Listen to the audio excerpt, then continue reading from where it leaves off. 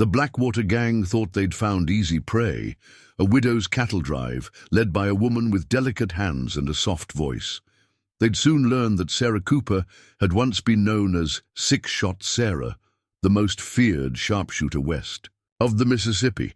When the dust settled, the only question would be whether she'd need all 6 bullets. Before we jump back in, tell us where you're tuning in from. And if this story touches you, make sure you're subscribed, because tomorrow I've saved something extra special for you. The summer heat shimmered across the plains of western Nebraska, creating wavering mirages on the horizon that made the endless grass look like a golden ocean. In the small ranching town of Cottonwood Springs, most folks had already retreated indoors to escape the punishing afternoon sun. The single dirt street that ran through the center of town lay nearly deserted, save for a lone figure moving with deliberate steps between the weathered buildings. Sarah Cooper walked with the unhurried confidence of someone who belonged. Her simple dark blue dress and practical boots covered in a fine layer of dust from the day's work. At 42, the lines around her eyes spoke of both laughter and hardship, while her hands, though elegant, bore the calluses of someone unafraid of labor. Most of the townspeople knew her simply as the quiet widow who had taken over the Double C Ranch after her husband Thomas had passed 3 years prior. The Double C wasn't the biggest spread in the territory, but it was respectable. 800 acres of prime grazing land with natural water access and a sturdy 2-story farmhouse that Thomas had built with his own hands. What made the ranch remarkable wasn't its size, but the fact that a woman ran it single-handedly, turning what many expected would be financial ruin into a modestly successful operation. "Afternoon, Mrs. Cooper," called Marshal Jenkins from his rocking chair outside the sheriff's office. The aging lawman tipped his hat with arthritic fingers. "Mighty hot one today." "That it is, Marshal," Sarah replied, her voice carrying a gentle lilt that hinted at her southern upbringing. "Any word on when we might see some rain?" "Station master says maybe next week. Railroad's been sending telegrams up and down the line about weather patterns." He shook his head. "Never used to need a telegram to tell me when rain was coming. Could feel it in my bones." Sarah smiled. "Your bones have been right more times than those telegrams, I'd wager." She continued down the street toward Abernathy's general store, her mind occupied with the list of supplies she needed for the upcoming cattle drive. It would be her first attempt to take her herd to the railhead in Cheyenne by herself, without hiring extra hands she couldn't afford. The Double C's future depended on getting the best price for her cattle, and the buyers in Cheyenne were offering $3 more per head than the local slaughterhouse. The bell above Abernathy's door jingled as Sarah stepped inside. The store's interior offered blessed relief from the heat, its thick adobe walls keeping the worst of the summer at bay. The familiar scents of coffee, leather, and peppermint candy mingled in the air. "Sarah Cooper, just the woman I wanted to see," said Eleanor Abernathy, her ample figure bustling out from behind the counter. At 65, Eleanor was Cottonwood Springs' unofficial historian and unquestionable source of local knowledge. "Been hearing about your plans for a cattle drive." "News travels fast," Sarah said, unsurprised. In a town of 400 souls, privacy was more theoretical than practical. "It's not just local talk." Eleanor lowered her voice, leaning in. "There's been strangers asking questions about ranches in the area. 3 men rode through yesterday. Didn't look much like cowhands or settlers to my eye." Sarah's expression remained neutral, but something flickered in her hazel eyes, a momentary sharpness that seemed out of place on the face of a rancher's widow. "What kind of questions?" "Wanted to know which ranches were preparing for drives, which routes they'd take." Eleanor pursed her lips. "I didn't care for their manner, so I mostly served them coffee and feigned ignorance." "Wise decision," Sarah nodded. "Probably just scouts for the larger outfits looking to get ahead of the market."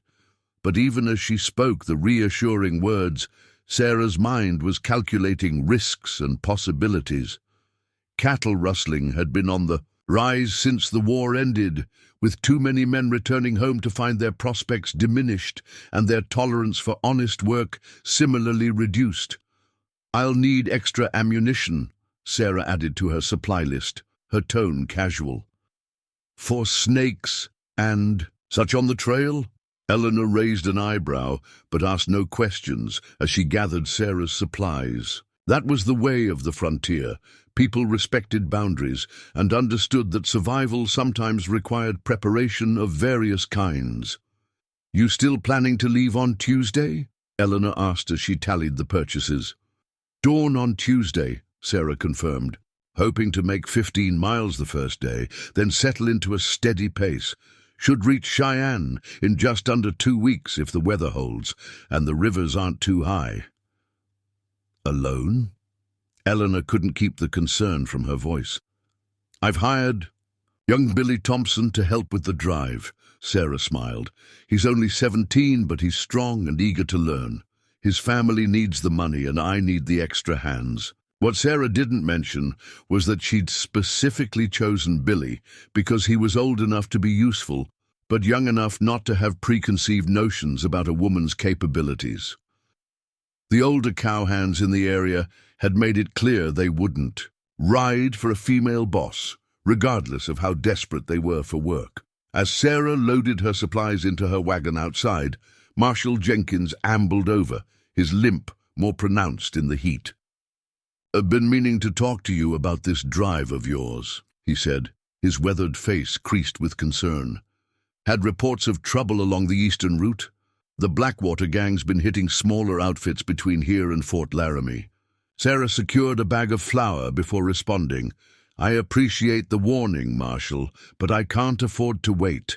The price in Cheyenne won't hold forever, and the Double C needs that money to make it through the winter." Jenkins removed his hat, running a hand through his thinning grey hair. "At least consider taking the western route. Adds 3 days to your journey, but it's been quieter."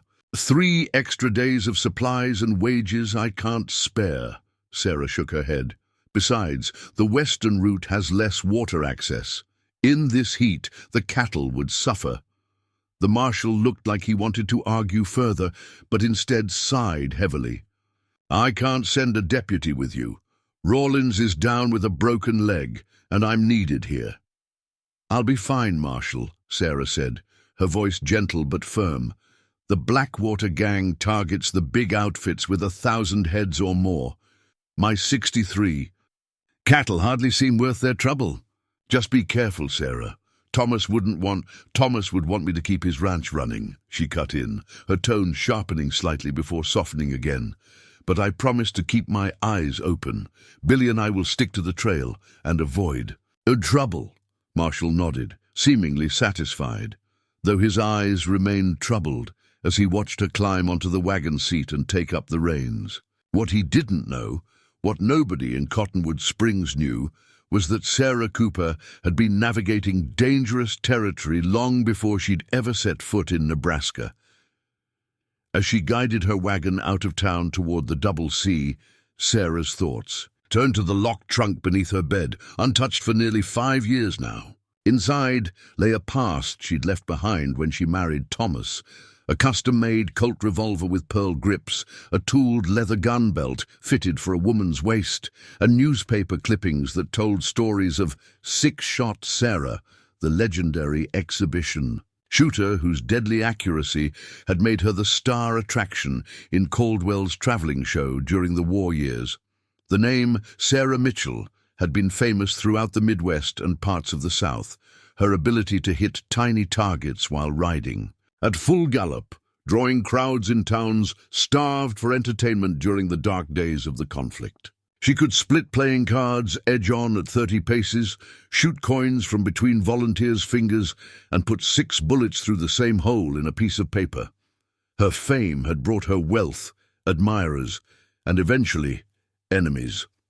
Thomas Cooper had been different, a quiet Nebraska rancher attending her show in Omaha.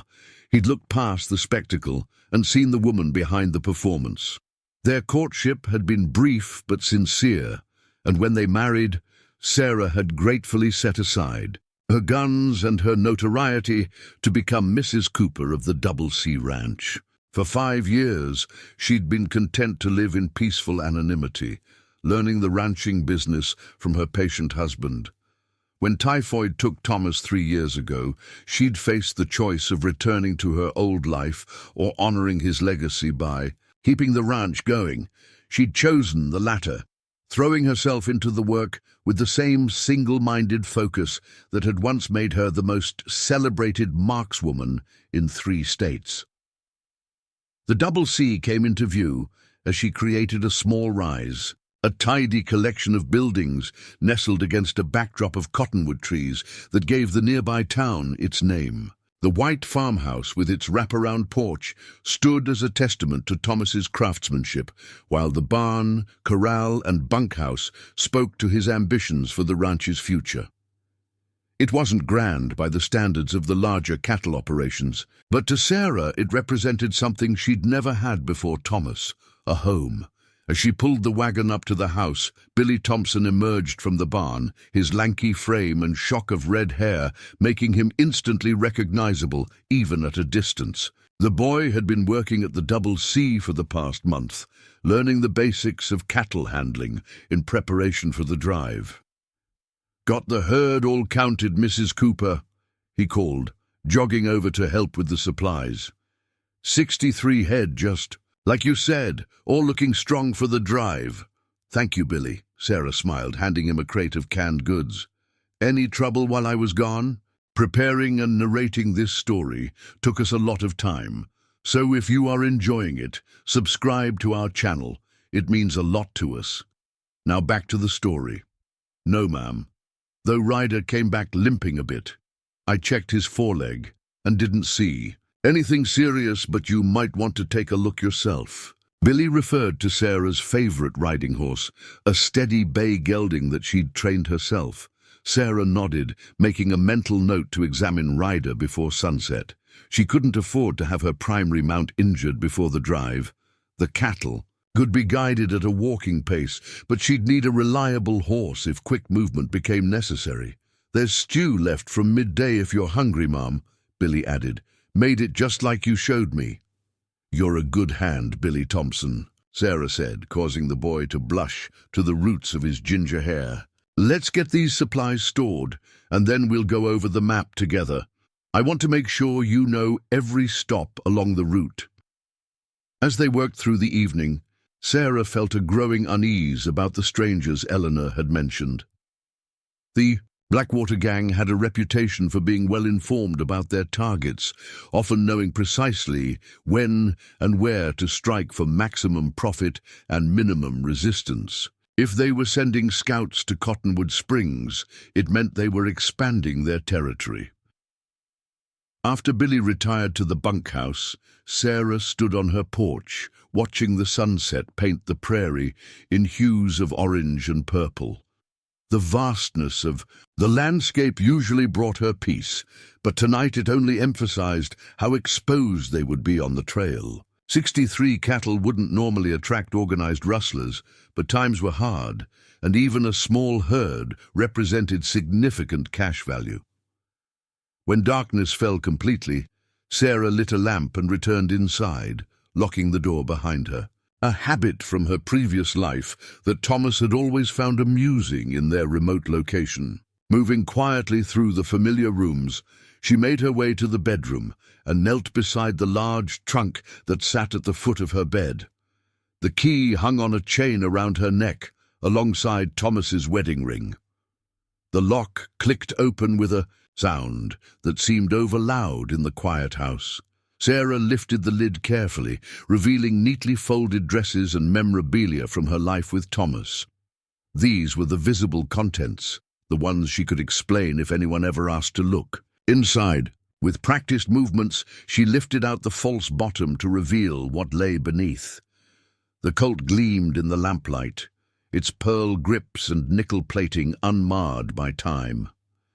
Sarah lifted it reverently, checking the action with the smooth efficiency of someone who had performed the same motion thousands of times.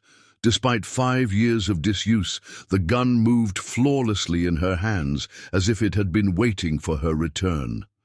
Next came the gun belt, custom-made to fit her waist with loops for additional ammunition. The leather remained supple, thanks to the regular applications of oil she'd given it even during its retirement. Finally, she lifted out a small wooden box containing her personal ammunition. Rounds she had loaded herself, calibrated precisely for her weapon and her shooting style. Sarah didn't load the gun immediately. Instead, she moved to the window and looked out at the star-filled sky, weighing her decision carefully. Taking the Colt on the cattle drive meant acknowledging that she might need to use it, that she might need to become six-shot Sarah again after all these years. It meant risking exposure of her past to Billy and potentially to everyone in Cottonwood Springs. But leaving it behind could mean losing everything she and Thomas had built if the Blackwater gang decided her small herd was worth taking. The Double C's survival depended on the success of this drive. In the end, it wasn't really a choice at all. Sarah loaded the Colt with practiced efficiency, the familiar weight of the loaded gun bringing back memories of another life. She would keep it hidden until and unless it became necessary. With luck, the Blackwater gang would focus on larger, more lucrative targets, and her secret could remain buried. As she returned the weapon to its hiding place for the night, Sarah thought about what Thomas would say if he could see her now. He had known about her past, of course. She'd told him everything before they married. His response had surprised her. Instead of being intimidated or judgmental, he'd simply said, "Everyone deserves a second chance at the life they want, Sarah. Your past made you who you are, but it doesn't have to define your future." "I hope you're right, Thomas," Sarah whispered. "To the empty room, because I have a feeling the past is about to catch up with me." Dawn broke over the Double C with the promise of another scorching day. Sarah rose before first light, dressing in her work clothes and sturdy boots. Today would be devoted to final preparations, with the drive scheduled to begin tomorrow morning. Billy was already in the barn when she arrived, feeding the horses and checking their shoes one last time. "Morning, Mrs. Cooper," he greeted her cheerfully. "Think we'll be ready to move out tomorrow as planned?" "We will," Sarah confirmed, running a practiced eye over their preparations. "I want to check the chuck wagon one more time. Make sure we haven't forgotten anything essential." Food and water would be their biggest concerns on the trail. While streams and rivers would provide for the cattle in most places, there were stretches where water was scarce. They'd need to push the herd harder through those sections, which increased the risk of cattle tiring or getting separated from the group. As they worked through their checklist, Sarah found herself repeatedly scanning the horizon, a habit from her days on the exhibition circuit when threats came in many forms. The open prairie made it difficult for anyone to approach unseen during daylight hours, which was a small comfort. "Mrs. Cooper," Billy's voice pulled her from her thoughts. "Is everything all right? You seem watchful today." Sarah offered a reassuring smile. "Just being cautious, Billy. A cattle drive has plenty of natural challenges without adding human ones to the mix. Marshal Jenkins mentioned there's been some rustling activity between here and Cheyenne." The boy's eyes widened. "The Blackwater gang. I've heard stories about them at the saloon. They say their leader, Jackson Blackwater, used to ride with Quantrill's raiders during the war.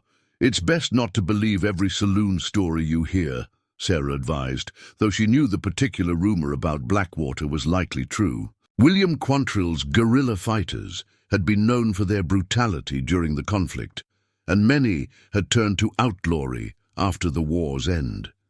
"But yes, we should be prepared for the possibility of trouble." "I brought my pa's rifle," Billy said, standing a little straighter. "I'm a fair shot with it." Sarah nodded approvingly, not mentioning that fair would be woefully inadequate against experienced gunmen. "Good thinking. Let's hope we only need it for hunting along the way." By mid-afternoon, the temperature had climbed to nearly unbearable levels. Sarah called a halt to their preparations, sending Billy to rest in the relative coolness of the bunkhouse while she retreated to the main house. Once inside, she poured herself a glass of water from the pitcher on the kitchen table and sat down. To review their route one final time, the map was spread before her, the trail to Cheyenne marked in her neat handwriting. She'd included notes about water sources, terrain challenges, and estimated daily progress. With good weather and no interference, they should reach the railhead in 12 days. If they encountered problems, Sarah's fingers traced alternative paths, calculating delays and risks. A sudden movement outside the window caught her attention. Sarah froze, her hand instinctively moving toward the knife she kept at her belt. A rider had appeared at the edge of her property, moving slowly along the boundary line as if surveying the layout of the ranch. From this distance, she couldn't make out details, but the figure was definitely a man, and he was definitely taking more than a casual interest in the Double C. Sarah moved away from the window and retrieved the Colt from its hiding place, strapping the gun belt around her waist beneath her long work shirt. She didn't draw the weapon, but the familiar weight against her hip provided reassurance as she stepped onto the porch, shading her eyes against the glare of the afternoon sun. The rider had stopped now, clearly visible at the fence line. He sat, motionless on his horse, for several moments, looking directly toward the house. Then, with deliberate casualness, he turned his mount and rode away toward the north, disappearing over a rise in the land. Sarah remained on the porch long after. The rider had vanished, her mind racing. It could be an innocent explanation, a lost traveler perhaps, or a new settler surveying the area. But her instincts, honed through years of living by her wits, told her otherwise. Someone was scouting the Double C, and there was only one likely reason for that kind of interest. On the eve of her cattle drive, the Blackwater gang was watching. The night before the cattle drive was set to begin, a violent thunderstorm rolled across the plains. Lightning split the sky in jagged white forks, while rain hammered against the Double C's roof with the intensity of gunfire. Sarah stood at her bedroom window, watching nature's display with mixed emotions. The rain would settle the dust and fill the water holes along their route, making the first days of the drive easier. But it would also turn the trail muddy, slowing their progress and leaving tracks that would be all too easy to follow. Sleep came in fitful bursts, her rest disturbed by both the storm and memories that the coming journey had stirred up. Dreams of cheering crowds and the crack of gunfire blended with images of Thomas and the peaceful life they'd built. By the time false dawn lightened the eastern sky, Sarah was already dressed and moving through the quiet house, mentally reviewing their preparations one final time. The air smelled fresh after the storm, the scent of wet earth and prairie grass drifting through the open window. Sarah prepared a substantial breakfast, knowing it might be their last proper meal for days. Trail cooking was functional, but rarely satisfying. Billy arrived as she was pouring coffee, his freckled face a mixture of excitement and nervousness. Despite his youth, he seemed to understand the gravity of their undertaking.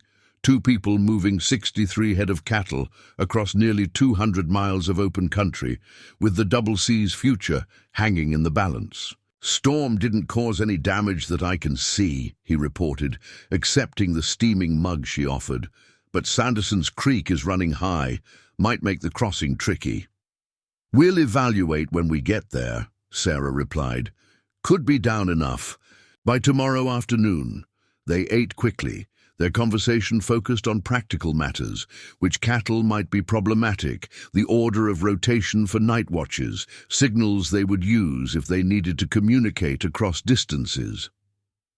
Sarah deliberately kept the discussion on trail management rather than potential human threats. No sense worrying the boy more than necessary.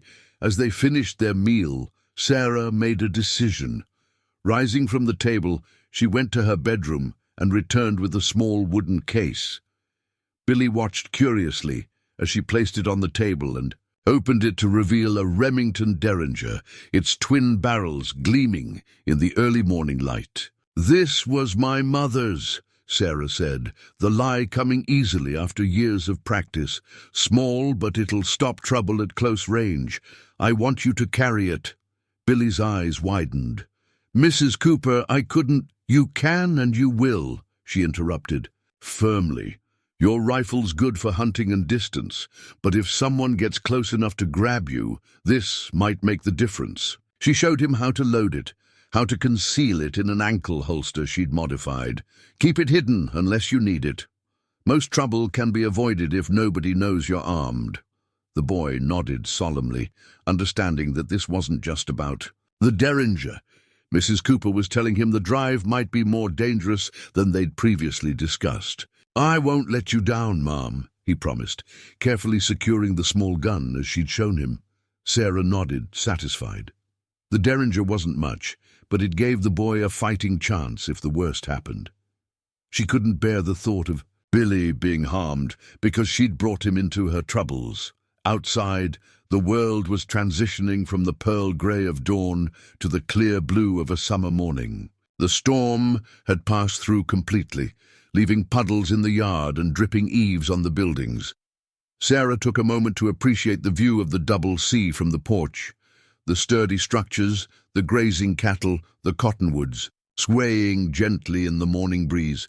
This was what they were fighting to preserve. "Time to move," she said, turning to Billy. "Let's get this drive underway." The process of gathering the cattle and organizing them for the drive was methodical, work that Sarah had prepared for meticulously. The chuck wagon was already loaded and ready, with Billy assigned to drive it for the first leg of their journey. Sarah would handle the herd from horseback, with Ryder proving sound despite his earlier lameness. By mid-morning, they were making steady progress away from the double C, the ranch buildings shrinking behind them as they followed the eastern trail toward Cheyenne. The cattle moved well, perhaps sensing the purpose in their journey.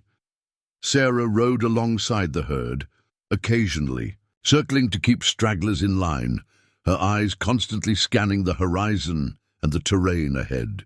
Billy handled the wagon competently, maintaining the pace Sarah had set. The boy had natural instincts for the work, seeming to anticipate problems before they developed. More than once, Sarah found herself wondering if he might be interested in a permanent position at the double C if they managed to secure its future with this drive. Their first day's travel was uneventful, covering nearly 14 miles before Sarah called a halt near a small stream that would provide water for both them and the cattle. The routine of setting up camp was one they'd practiced beforehand, securing the chuck wagon, arranging a nighttime corral for the herd using portable barriers and natural features of the landscape, preparing a simple but hearty meal to sustain them. As twilight descended over the prairie, Sarah found herself growing increasingly vigilant. Night brought vulnerability, especially with just two people to stand watch. The campfire cast flickering shadows that played tricks on the eyes, making ordinary objects seem to move in the darkness beyond its reach. "I'll take the first watch," Sarah told Billy as they finished their supper of beans and salt pork. "You get some sleep. I'll wake you in 4 hours." The boy nodded, too tired to argue despite his earlier insistence that he could handle the longer shift. He rolled himself in his blanket near the fire and was asleep within minutes, his breathing deep and even. Sarah moved away from the campfire, allowing her eyes to adjust to the darkness. Experience had taught her that sitting too close to light ruined night vision. She positioned herself on a slight rise that gave her a view of both the cattle and the surrounding prairie, her colt now openly worn on her hip. Out here, away from town, she had no need to hide it. The night was alive with sounds, the blowing of cattle settling down, the hoot of an owl hunting in the darkness, the whisper of wind through grass. Sarah filtered these natural noises automatically, her attention focused on anything that might signal human presence.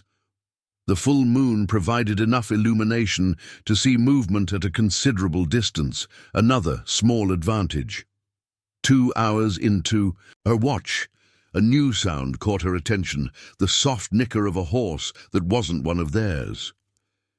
Sarah froze, every sense heightened as she pinpointed the direction. Northeast, perhaps 300 yards out, just beyond a stand of scrub brush that punctuated the otherwise open landscape.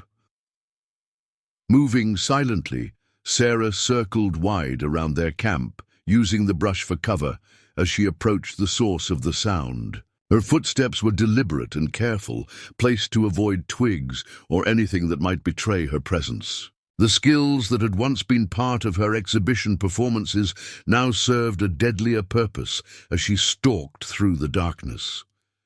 The horse nickered again, closer now.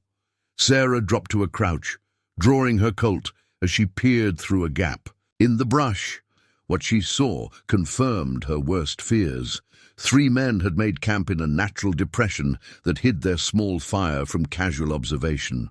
Their horses were hobbled nearby, explaining the sound that had caught her attention. The men themselves were gathered around their fire, speaking in low voices that carried just enough for Sarah to catch fragments of their conversation. "Too small to bother with normally," one was saying, a tall man with a shock of white blonde hair visible in the moonlight. "But Blackwater says she's got prime stock, quality over quantity.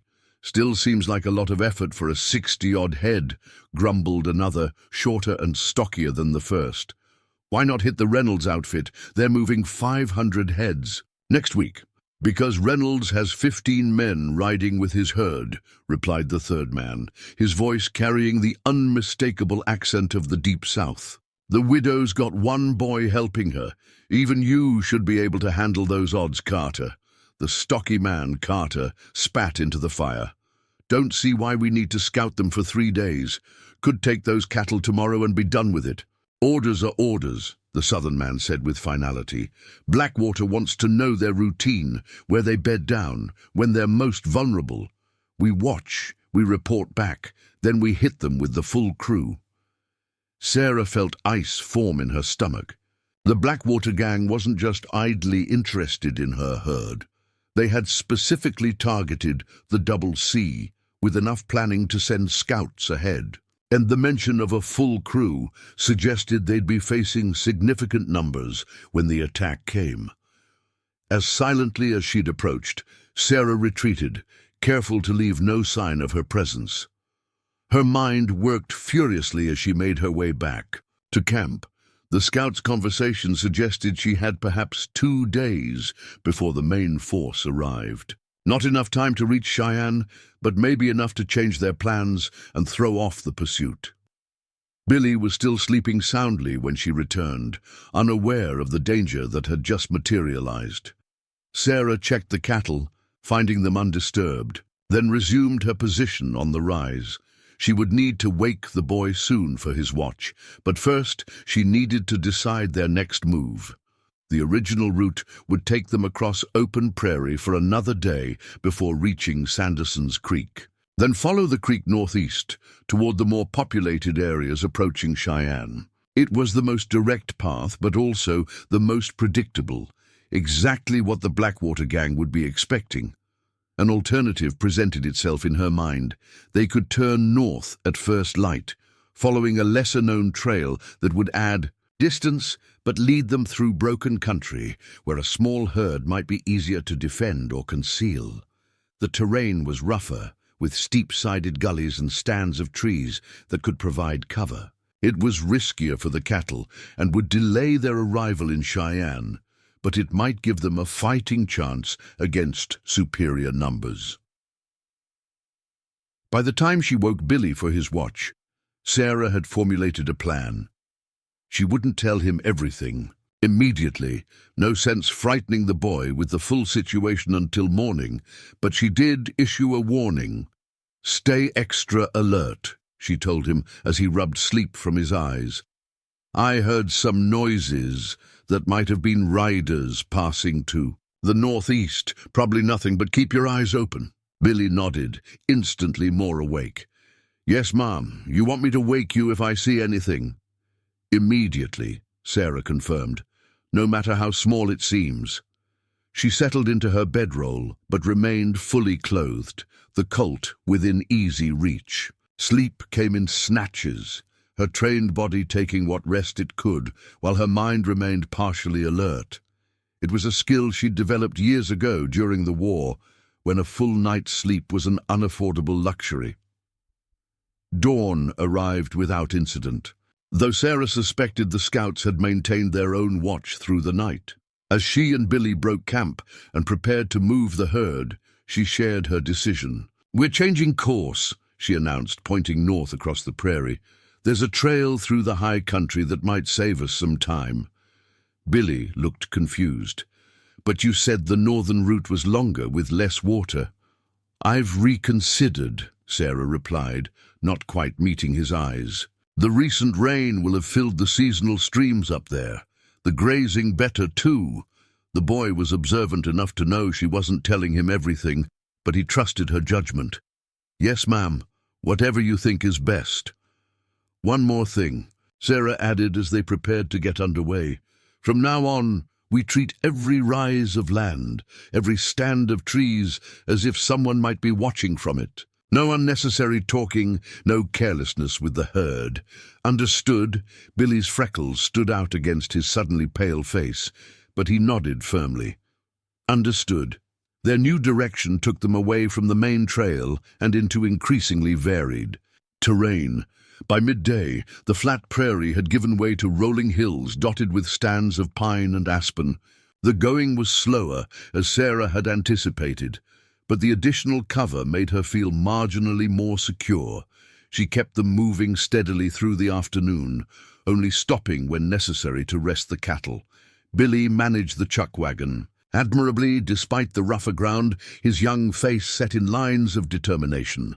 They spoke little, communicating mostly through the hand signals common to cattle work. Sarah maintained a vigilant watch as they traveled, frequently circling up to higher points to glass the back trail with a small spyglass she kept in her saddlebags. By late afternoon, her vigilance was rewarded, or perhaps punished, by the sight of dust rising far behind them, riders moving fast, following their trail. "Trouble?" Billy asked when she rejoined him, reading the answer in her expression before she could speak. "Riders behind us," Sarah confirmed, seeing no point in hiding the truth any longer. "Moving faster than a normal traveling party would." The boy swallowed hard, but kept his voice steady. "The Blackwater gang?" "Most likely," Sarah nodded. "I heard their scouts talking last night while you were asleep. They've been targeting us specifically." To his credit, Billy didn't panic. Instead, he asked the practical question, "What do we do?" Sarah pointed ahead to where the land rose more dramatically, forming a series of steep-sided gullies and rocky outcroppings. "We push ahead to that broken ground before nightfall. It's defensible, with a spring I know of hidden in the rocks. We can hold it there if necessary." "How many?" Billy's voice finally betrayed a tremor. Sarah wished she could offer reassurance, but the boy deserves honesty. "Their scouts mentioned a full crew, could mean anywhere from 6 to a dozen men." Billy paled but squared his shoulders. "Then I reckon we'd better move these cattle a bit faster, Mrs. Cooper." They increased their pace as much as the terrain would allow, reaching the broken ground just as the sun began its descent toward the western horizon. The landscape here was a jumble of erosion-carved gullies, rocky prominences, and scattered pine trees. Difficult country for moving cattle, but excellent for defense. Sarah guided them to a natural basin she'd discovered years earlier, while, exploring with Thomas, a freshwater spring bubbled up among the rocks at one end, providing plenty of water. The rugged terrain created a natural corral with limited access points, all of which could be observed from higher positions in the rocks. "We'll make our stand here if we have to," Sarah told Billy as they hurriedly set up camp. The chuck wagon, Goes there, between those two large boulders, will move the cattle into the basin itself. There's only 3 ways, in or out, and they're all narrow enough to be easily watched. Billy worked with quiet efficiency, helping position the wagon and secure the cattle. When those essential tasks were complete, Sarah led him up a rocky path, to a vantage point overlooking their camp and the surrounding area. "From here, we can see anyone approaching from any direction," she explained, sweeping her arm to indicate the panoramic view. "The rocks provide cover for shooting stars. One person here can hold off several attackers, at least for a while." The boy looked at her with newfound understanding. "You've done this before, haven't you, Mrs. Cooper? Held ground against attackers?" Sarah hesitated, then nodded. "A lifetime ago, yes." "My pa said there was something different about you," Billy said quietly. "Said you had eyes that had seen trouble. He meant it as a compliment." "Your father is an observant man," Sarah acknowledged. "And yes, I've faced situations like this before. Which is why I'm going to ask you to do something difficult now." She pointed to a narrow defile that led away from their position toward the east. "That gap leads to a trail that will take you to the Coleman Ranch, about 15 miles from here. If riders appear, I want you to take that route and bring back help." Billy's face flushed with indignation. "I'm not running away and leaving you to face them alone." "It's not running away," Sarah corrected firmly. "It's the smartest tactical decision. I can hold this position alone better than we can both escape with the cattle. And if the Coleman hands come quickly enough, we might save both the herd and ourselves. But what if they attack tonight, before I could possibly bring help?" Sarah's hand moved unconsciously to the Colt on her hip. "Then I'll give them a reception they won't soon forget." The boy studied her face, seeing something there that made him reconsider his objection. "Who are you really, Mrs. Cooper?" For a moment, Sarah considered telling him everything. About Six-Shot Sarah, about the years of exhibition shooting and the darker times during the war when her skills had been used for more than entertainment. But now wasn't the time for full confessions. "I'm a widow trying to save her ranch," she said simply. "Everything else is just details." As the light faded from the sky, they made final preparations for what the night might bring. Sarah showed Billy how to create false campfires at different points around their perimeter, small, controlled flames that would give the impression of multiple people camping in the area.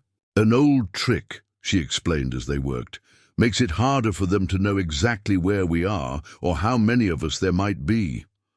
When darkness fell completely, Sarah sent Billy to rest in the chuck wagon, promising to wake him for the second watch. Instead of sleeping herself, she climbed back to the vantage point, settled into a position among the rocks that offered both concealment and a clear field of view, and waited. The moon rose large and bright over the broken landscape, casting sharp-edged shadows among the rocks and gullies. Sarah's trained eyes constantly scanned the terrain, looking for any movement that didn't belong. The cattle below were settled for the night, their occasional lowing carrying clearly in the still air. 3 hours into her vigil she spotted them, riders moving carefully through the shadows at the edge of the broken ground, perhaps a mile out. They were making no attempt to conceal their approach, their confidence suggesting either arrogance or numbers. Sarah counted 6 distinct figures, though there could be more hidden by the terrain. The Blackwater gang had found them sooner than expected. The scouts must have reported their change of direction immediately, allowing the main force to cut across the country and intercept them. Sarah slipped back down to the camp, moving silently through the familiar surroundings. She woke Billy with a gentle hand over his mouth to prevent any startled exclamation. "They're here," she whispered when his eyes flew open. "At least 6 riders approaching from the southwest. You need to go for help now, while there's still time." Billy's eyes widened with fear, but there was determination in them too. "Mrs. Cooper, I can't just—" "You can and you will," Sarah cut him off, her voice a harsh whisper. "This isn't about bravery. It's about survival. The Double C needs you to bring help." She pressed a folded paper into his hand. A map to Coleman. Place, tell Frank Coleman what's happening. He owes me a favor. The boy hesitated, clearly torn between duty and loyalty. Sarah softened her tone slightly. Billy, I can hold them off longer alone than we both could together. You're not abandoning me. You're our best chance. Something in her steady gaze must have convinced him. He nodded once, tucking the map into his shirt pocket. I'll ride like the devil himself is chasing me. Take the bay mare, Sarah instructed as they moved silently toward the horses. She's not as flashy as the others, but has the most endurance. Stay in the shadows and use the eastern defile. Once you're clear of the broken ground, ride hard and don't look back. While Billy prepared the mare, Sarah retrieved something from her saddlebags, a small tin of black grease. With practiced movements, she applied it to her face in streaks that would break up the outline of her features in the moonlight. Another relic from a past life when she'd learned that visibility meant vulnerability. Mrs. Cooper, Billy whispered, leading the saddled mare forward. You look like a shadow, she finished for him. That's the idea. The boy swallowed hard. I'll be back with help before dawn. Sarah squeezed his shoulder. I'm counting on it. Now go. She watched as he guided the mare carefully through the camp, moving from shadow to shadow until they reached the narrow eastern passage. Then they were gone, swallowed by the darkness. Whatever happened next, at least Billy would be safe. And the Double C might survive, even if she didn't. Turning her attention back to the approaching riders, Sarah quickly set her defenses. She moved 3 of their 5 remaining horses to different locations, creating the impression of multiple people.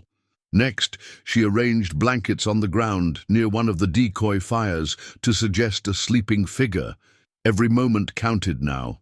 The Blackwater riders were less than half a mile out and closing. Sarah positioned herself high among the rocks, overlooking the main approach to their camp. From here, she had a commanding view of all 3 access points to the natural basin. More importantly, she had clear firing lines and substantial cover, natural advantages that might help offset the numerical superiority of her opponents. The Colt felt perfectly balanced in her hand as she checked it one final time. 5 bullets in the cylinder, with a 6th under the hammer, her trademark configuration, a habit she'd never broken even in the peaceful years with Thomas. In her belt pouches, she carried enough ammunition for a prolonged engagement, though she hoped it wouldn't come to that. The first rider appeared at the edge of her field of vision, a silhouette against the moonlit landscape. He advanced cautiously, rifle ready across his saddle. Behind him came 5 more men, spread out in a loose formation that spoke of military experience. These weren't ordinary rustlers. They moved with the precision of men who had fought in the war. The lead rider, a tall man with a distinctive wide-brimmed hat, raised his hand, bringing the group to a halt just beyond the main entrance to the basin. He studied the camp layout visible below, taking in the multiple small fires and the scattered signs of occupation Sarah had carefully arranged. "Looks like they've got a larger crew than we thought," he said, his voice carrying clearly in the night air. "I count at least 3, maybe 4 camp positions." Another rider moved up beside him, one of the scouts Sarah had observed the previous night. "Can't be," the man argued. "There was just the woman and the boy earlier today." "Well, someone joined them," the leader replied. "Spread out and find their sentries. I want to know exactly what we're dealing with before we make our move." Sarah watched as the men dismounted and secured their horses, then began to disperse. On foot, their leader, who must be Jackson Blackwater himself, remained at the entrance to the basin, studying the terrain with the critical eye of a tactician. This was the moment Sarah had been waiting for. While the men were separated, their attention focused on finding sentries that didn't exist. She could send a message that might make them reconsider their plan. Taking careful aim at a rock positioned just above Blackwater's head, Sarah squeezed the trigger. The Colt bucked in her hand, its report echoing off the surrounding rocks as the bullet struck precisely where she'd intended, sending stone fragments showering down on the gang leader. Blackwater reacted instantly, diving for cover. Behind a boulder, his men froze in their positions, trying to locate the shooter. Sarah had already moved, sliding silently to a different position 20 yards from her original location, another old trick from her performing days. "That was a warning," she called out, her voice bouncing off the rocks to make its origin difficult to pinpoint. "The next one won't miss." A tense silence followed, before Blackwater's voice echoed back. "Mrs. Cooper, I presume. Impressive shooting, especially in this light." "State your business or leave," Sarah replied, maintaining the authoritative tone that had once commanded audiences of hundreds. "There's nothing for you here." A low chuckle drifted up from Blackwater's position. "I think 63 heads of prime beef cattle would disagree with that assessment, and I can't help but wonder how a rancher's widow developed such accuracy with a revolver." "A person picks up various skills on the frontier," Sarah answered, moving again to a new location. She spotted one of Blackwater's men trying to circle, around to her right, and carefully aimed her second shot, striking the ground just inches from his boot. The man yelped and scrambled back. "Stay where you are," she ordered. "All of you." Blackwater emerged partway from his cover, hands raised slightly in a gesture that was more mocking than conciliatory. The moonlight revealed him clearly now, a man in his early 40s, with a weathered face marked by a scar that ran from his right temple to the corner of his mouth. He wore plain trail clothes, but carried himself with the bearing of someone accustomed to command. "Let's discuss this reasonably. Mrs. Cooper," he called up to the rocks. "You're outnumbered 6 to 1. Even with your impressive marksmanship, those aren't favorable odds." "Numbers don't always decide the outcome," Sarah replied, "especially when one side holds the high ground." Blackwater nodded appreciatively. "A valid tactical observation. You talk like someone with military experience." "And you move like Quantrill's men," Sarah countered, "disciplined but ruthless. Tell me, Mr. Blackwater, did you ride with him at Lawrence?" The question, referencing the infamous massacre of civilians during the war, hit its mark. She saw Blackwater stiffen momentarily before recovering his composure. "Ancient history," he dismissed. "We're businessmen now, Mrs. Cooper. This doesn't need to turn violent. Your cattle for your life, and that of your young helper. A fair exchange." "The boy isn't here," Sarah informed him, calculating that this revelation might work to her advantage. "I sent him for help hours ago. The Coleman outfit will be riding in force before dawn." It was a bluff, of course. Billy had only just departed, but delivered with such confidence that it gave Blackwater pause. She could almost see him reassessing the situation, weighing the truth of her claim against his timeline. "A clever precaution," he acknowledged after a moment, "but the Coleman Ranch is at least 4 hours' hard ride from here. By the time any help arrives, we'll be long gone with your herd." "If you can get them," Sarah challenged. "Cattle don't move well at night, especially in broken countries. You'd need to wait until morning, and by then—" One of Blackwater's men approached him, speaking in urgent tones that Sarah couldn't quite make out. The gang leader frowned, then nodded before addressing her again. "A bold strategy, Mrs. Cooper, but ultimately futile. There's still just one of you. We can wait you out, or simply rush your position from multiple directions. You can't watch all the approaches simultaneously." Sarah knew he was right. Her position was tenuous at best, sustainable only as long as she kept them uncertain about her capabilities and location. Once they coordinated a proper assault, her advantages would quickly evaporate. "You're assuming I'm alone," she replied, maintaining the bluff. A dangerous assumption in this terrain. To reinforce her deception, Sarah had prepared a simple trick. Earlier, she'd arranged a small pile of stones, balanced carefully on a flat rock near one of her decoy positions. Now she used her third shot to dislodge them, creating a cascade that sounded remarkably like someone moving among the rocks on the opposite side of the basin. The distraction worked. Two of Blackwater's men swung their rifles toward the sound, firing hastily into the darkness. Sarah used their momentary distraction to change position again, working her way closer to where their horses were tethered. "Hold your fire, you fools!" Blackwater snapped at his men. "You're wasting ammunition on shadows." But the seed of doubt had been planted. The gang members exchanged uneasy glances, suddenly less certain about what or who they were facing. In the moonlit labyrinth of rock and shadow, Sarah decided to press her psychological advantage. "Mr. Blackwater, I've spent 3 years farming in this territory. I know every gully, every ridge, every hiding place within 20 miles. This is my ground, not yours." "Perhaps," Blackwater conceded, his tone revealing a growing frustration. "But time favors us, not you. We can simply surround your position and wait, while a relief party approaches from the Coleman Ranch," Sarah reminded him. "Is this small herd really worth facing 20 armed cowboys? Frank Coleman doesn't look kindly on rustlers in his territory." She could see Blackwater weighing his options, his face illuminated intermittently as clouds passed across the moon. Whatever decision he reached was interrupted by a new development, the sound of a galloping horse approaching from the west. All eyes turned toward the sound.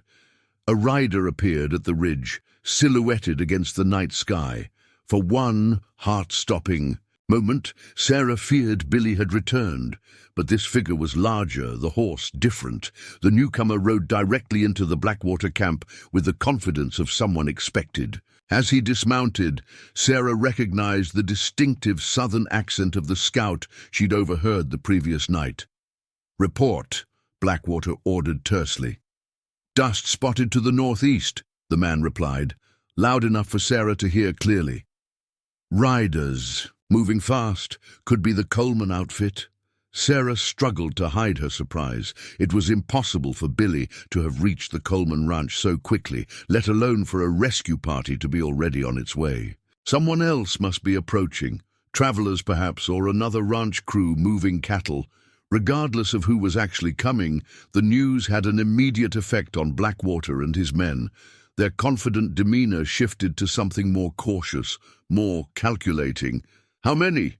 Blackwater demanded. Blackwater couldn't get a precise count in the dark, the scout admitted. "At least 8, possibly more." Blackwater turned toward Sarah's presumed position among the rocks. "It seems your bluff might have some substance after all, Mrs. Cooper." "Fortunate timing." "I told you help was coming," Sarah replied, trying to sound unsurprised while her mind raced through the implications. If riders really were approaching, she might be able to hold out until they arrived, assuming they were friendly. "This changes our timeline, not our intention," Blackwater informed her. "We'll withdraw for now, but don't mistake tactical retreat for surrender. Your cattle will still be ours, just not tonight." He issued quiet orders to his men, who began falling back toward their horses. Sarah remained vigilant, knowing this could be a feint designed to draw her out. She'd seen such tactics before in the chaos after Shiloh, when desperate men had used every trick imaginable to gain advantage. "Consider this a courtesy visit, Mrs. Cooper," Blackwater called up to the rocks as he mounted his horse. "Next time, we won't announce ourselves, and the outcome will be different. Next time I won't aim above your head," Sarah countered, her voice steady despite the tension coursing through her. Blackwater chuckled, an oddly genuine sound in the tense atmosphere. "You know, I'm starting to think there's more to your story than rancher's widow." "We'll have to look into that." With those parting words, he and his men rode away, disappearing into the labyrinth of gullies and rock formations to the west. Sarah remained frozen in her position, watching until the sound of their horses faded completely. Only then did she allow herself to exhale fully, her hands trembling slightly with the aftermath of sustained tension. The immediate threat had passed, but Blackwater's parting words had introduced a new concern. if he started asking questions about her past? How long before he connected Sarah Cooper to Six-Shot Sarah? The exhibition shooter's fame had faded with the years, but there were still those who remembered, particularly men who had fought in the war when her shows had been at their peak. For now, though, her more pressing concern was identifying the approaching riders. Sarah made her way carefully down from her position, her body protesting after hours of stillness. At the edge of their camp, she found a fallen log that offered a clear view to the northeast while providing adequate cover. Raising her spyglass, she scanned the distant plains beyond the broken ground. The moon had begun its descent toward the western horizon, casting long shadows that made observation difficult. Nevertheless, after several minutes of patient searching, she spotted movement, riders moving at a steady pace toward her position. The distance was too great to make out individuals, but something about their formation struck her as unusual for a ranch crew. They rode in a tight cluster rather than the more spread-out pattern typical of cowboys. It almost resembled a military formation. Sarah lowered the spyglass, her mind working through possibilities. If not Coleman's men, then who? Army patrols. Occasionally moved through the territory, but rarely at night, and seldom in this particular area. Travelers wouldn't be moving in such an organized formation. A third possibility presented itself, one that sent a chill down her spine, despite the mild summer night. What if these weren't potential rescuers at all, but reinforcements for Blackwater? The timing of their scout's report had been suspiciously convenient, providing a face-saving reason for withdrawal that prevented further confrontation. Sarah quickly checked her remaining ammunition. 2 bullets left in the Colt, plus the reserves, in her belt pouches, enough for a defensive action if necessary, but far from ideal if these newcomers proved hostile.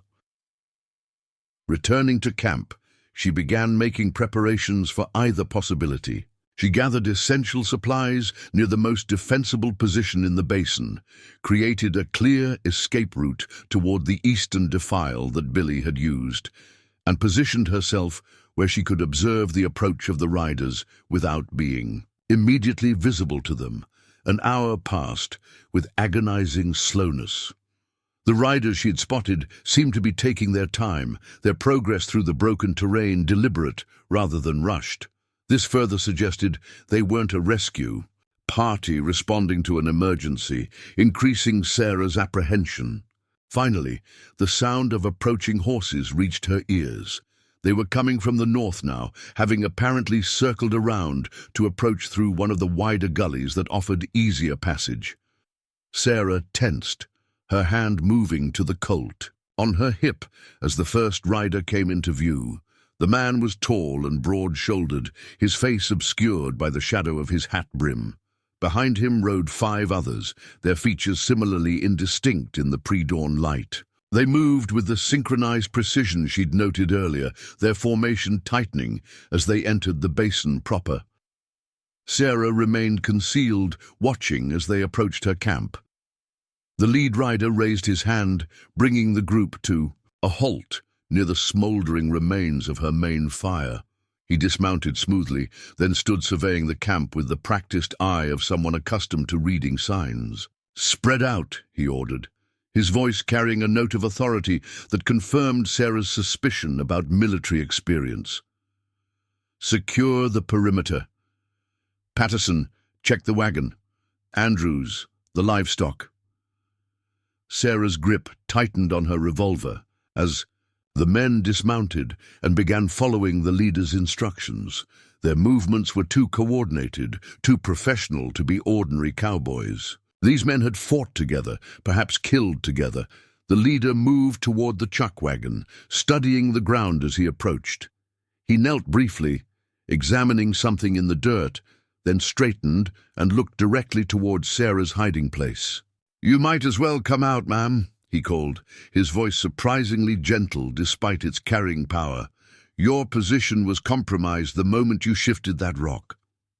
Sarah froze, berating herself for the small mistake, a displaced stone she hadn't noticed when setting up her observation post. Such errors could be fatal in her former life, and apparently those lessons still applied. "I have 6 armed men," the leader continued when she didn't immediately respond. "But we're not here to cause trouble. Quite the opposite, in fact." "Identify yourself," Sarah demanded, not yet revealing her position. The man removed his hat, revealing a face lined by sun and experience. "Captain Samuel Donovan, formerly of the 8th Illinois Cavalry, currently employed by the Western Stockmen's Association." He gestured to the men around him. "My associates are similarly engaged." Sarah's mind raced. The Western Stockmen's Association was a relatively new organization formed to combat the epidemic of cattle rustling that plagued the territories. They hired former military men as range detectives, essentially private lawmen dedicated to protecting member ranches and their herds. "I'm not a member of your association," she replied, still suspicious. "No, but Frank Coleman is," Donovan answered. "And when your young helper arrived at his ranch babbling about the Blackwater gang targeting your herd, Coleman dispatched a messenger to our camp. We were already tracking Blackwater's movements in the territory." Relief washed over Sarah with such intensity that she nearly lost her grip on the Colt. Billy had made it safely to the Coleman ranch, and by some miracle, these range detectives had been close enough to respond quickly. She stepped from her hiding place, the revolver still in hand but no longer aimed. "Sarah Cooper of the Double C Ranch. I appreciate your prompt arrival, Captain Donovan." Donovan studied her with undisguised curiosity, taking in the black grease still streaking her face and the professional way she carried her weapon. "Mrs. Cooper," he acknowledged with a slight nod. "Your young man said you were holding off Blackwater's entire gang single-handedly. I confess I was skeptical." "Blackwater withdrew when his scout reported your approach," Sarah explained, holstering the Colt. "He thought you were Coleman's men." "A fortunate misunderstanding," Donovan remarked. "Though from the signs I'm reading around this camp, you've got skills beyond those of an ordinary rancher. Those were some impressive defensive arrangements." His tone held a question, one that Sarah wasn't yet ready to answer. Instead, she changed the subject. "Is Billy safe at the Coleman Ranch?" "He is," Donovan confirmed, "though he was determined to return with us. Coleman had to all but tie him to a chair to make him stay." That drew a genuine smile from Sarah, the first since the Blackwater gang had appeared on their trail. "He's a brave boy with more loyalty than sense sometimes." "A valuable combination in the right circumstances," Donovan observed. He gestured to his men who had completed their perimeter check and returned to report. "My team will remain with you until your cattle reach Cheyenne. The association takes a dim view of Blackwater's operations, and we've been authorized to end them permanently." Sarah studied the captain and his men with a professional eye. They were clearly competent, well-armed and experienced, far more formidable than any protection she could have arranged independently. Yet something in Donovan's manner suggested he wasn't telling her everything. "Why the particular interest in my small herd?" she asked directly. "Blackwater typically targets operations 10 times this size." Donovan exchanged glances with one of his men before answering. "It's not about the cattle, Mrs. Cooper. It's about you." "Me?" Sarah kept her expression neutral, despite the alarm bells ringing in her mind. "We have reason to believe Blackwater's interest in your operation is personal, rather than practical," Donovan explained. "His gang has been asking specific questions about the widow Cooper for weeks. Your background, your habits, your capabilities." A cold sensation settled in Sarah's stomach. "What kind of questions?" Donovan's eyes met hers directly. "Whether you ever demonstrated any particular skill, with firearms, for instance. Whether you traveled before settling in Cottonwood Springs. Whether anyone had ever heard you referred to as Six-Shot Sarah, Sarah stood motionless, her mind racing as Donovan's words hung in the air between them. Her carefully constructed life in Cottonwood Springs suddenly felt as fragile as morning. "Mist, I don't know what you're talking about," she said, her voice steady despite the tremor threatening to overtake it. Donovan's expression remained neutral, but his eyes, sharp and observant, missed nothing. "Mrs. Cooper, we're here to help you, not expose you. But for us to do our job effectively, we need the truth." The eastern sky was beginning to lighten, the first tentative glow of dawn replacing the silvery moonlight. Sarah took a deep breath, using the moment to collect her thoughts. These men had likely saved her life and her cattle.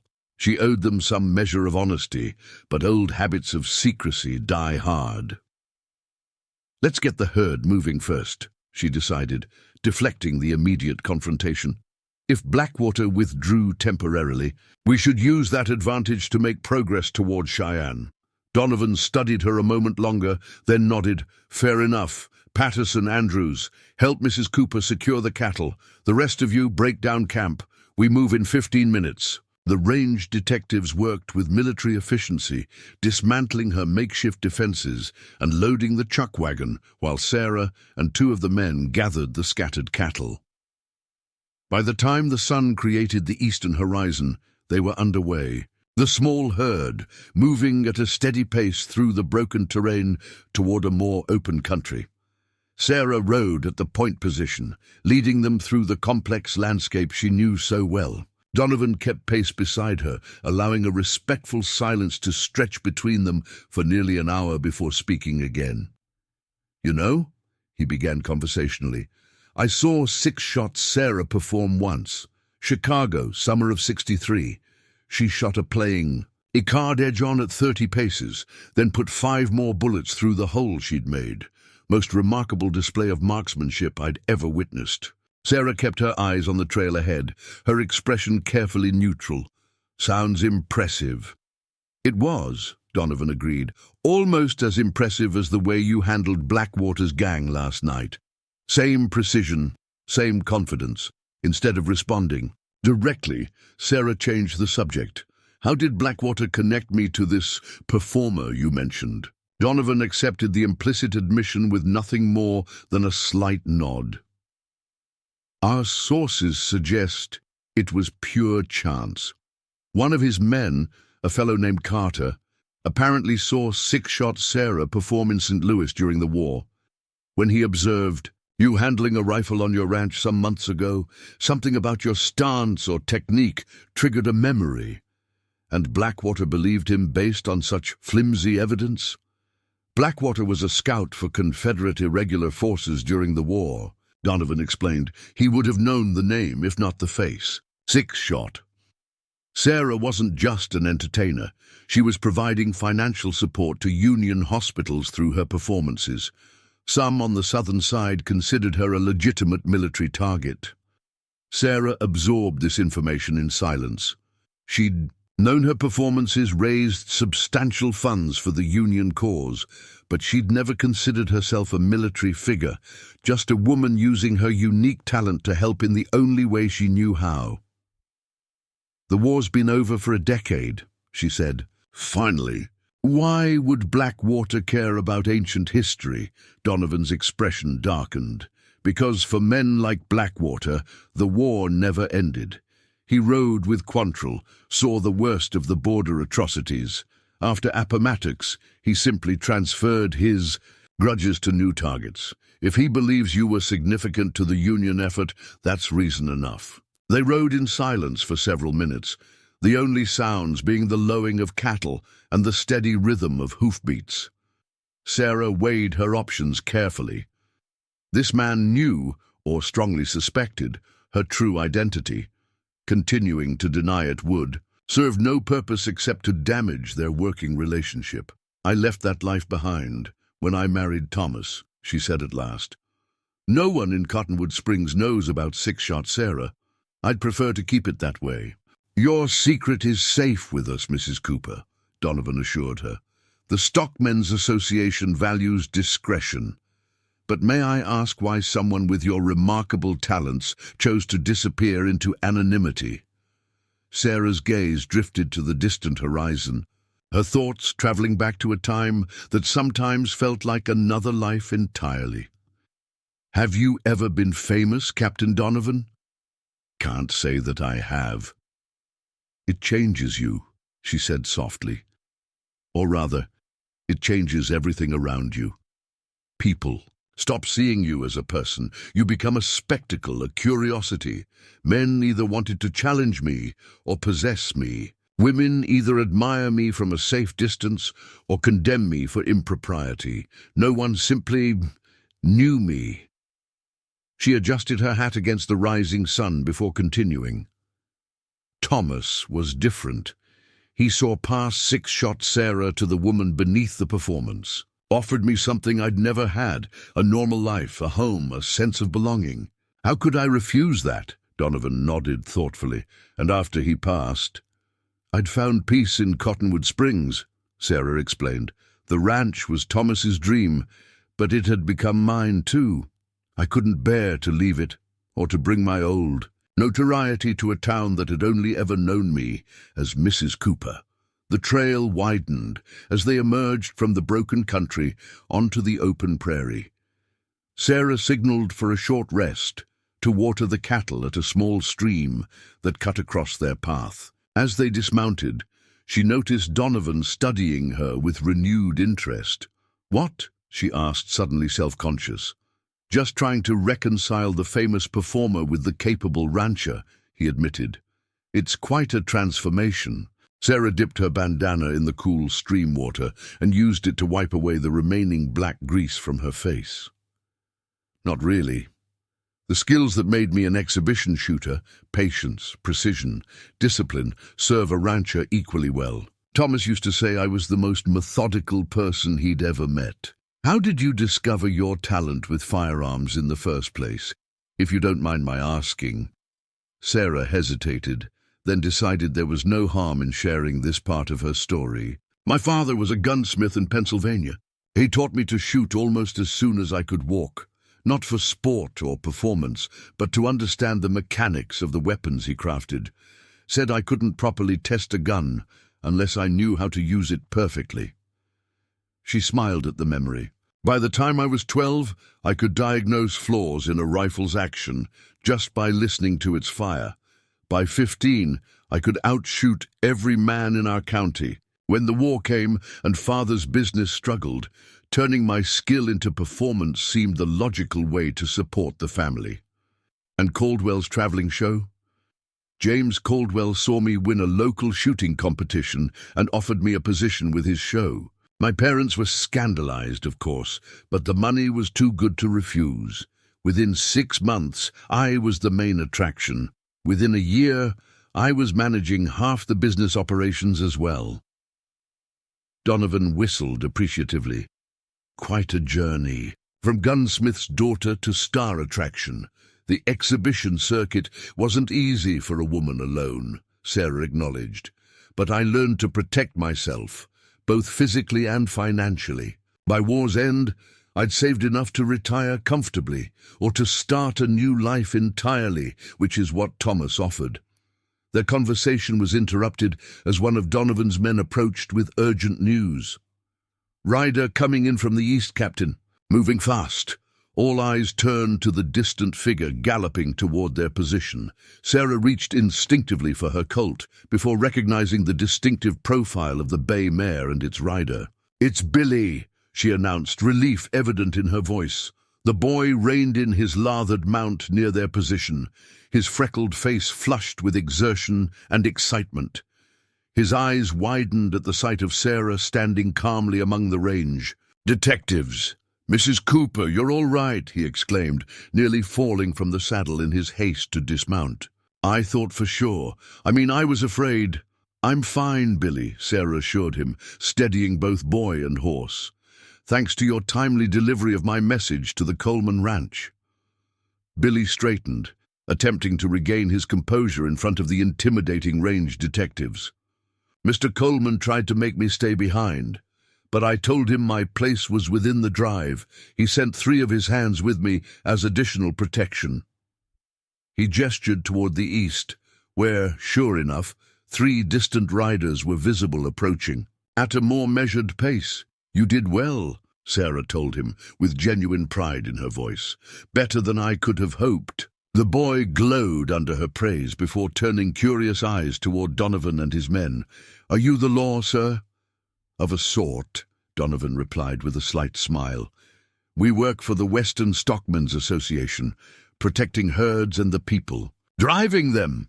Billy absorbed this information with a solemn nod before turning back to Sarah. "What about Blackwater's gang? Mr. Coleman said they're the worst rustlers in 3 territories." "They made an appearance last night," Sarah admitted, seeing no point in hiding what had happened. "But they withdrew when Captain Donovan's men approached." The boy's eyes widened. "You faced them alone. How many were there?" 6, she answered simply. "Nothing I couldn't handle until help arrived." Billy studied her with newfound wonder, clearly reassessing everything he thought he knew about his employer.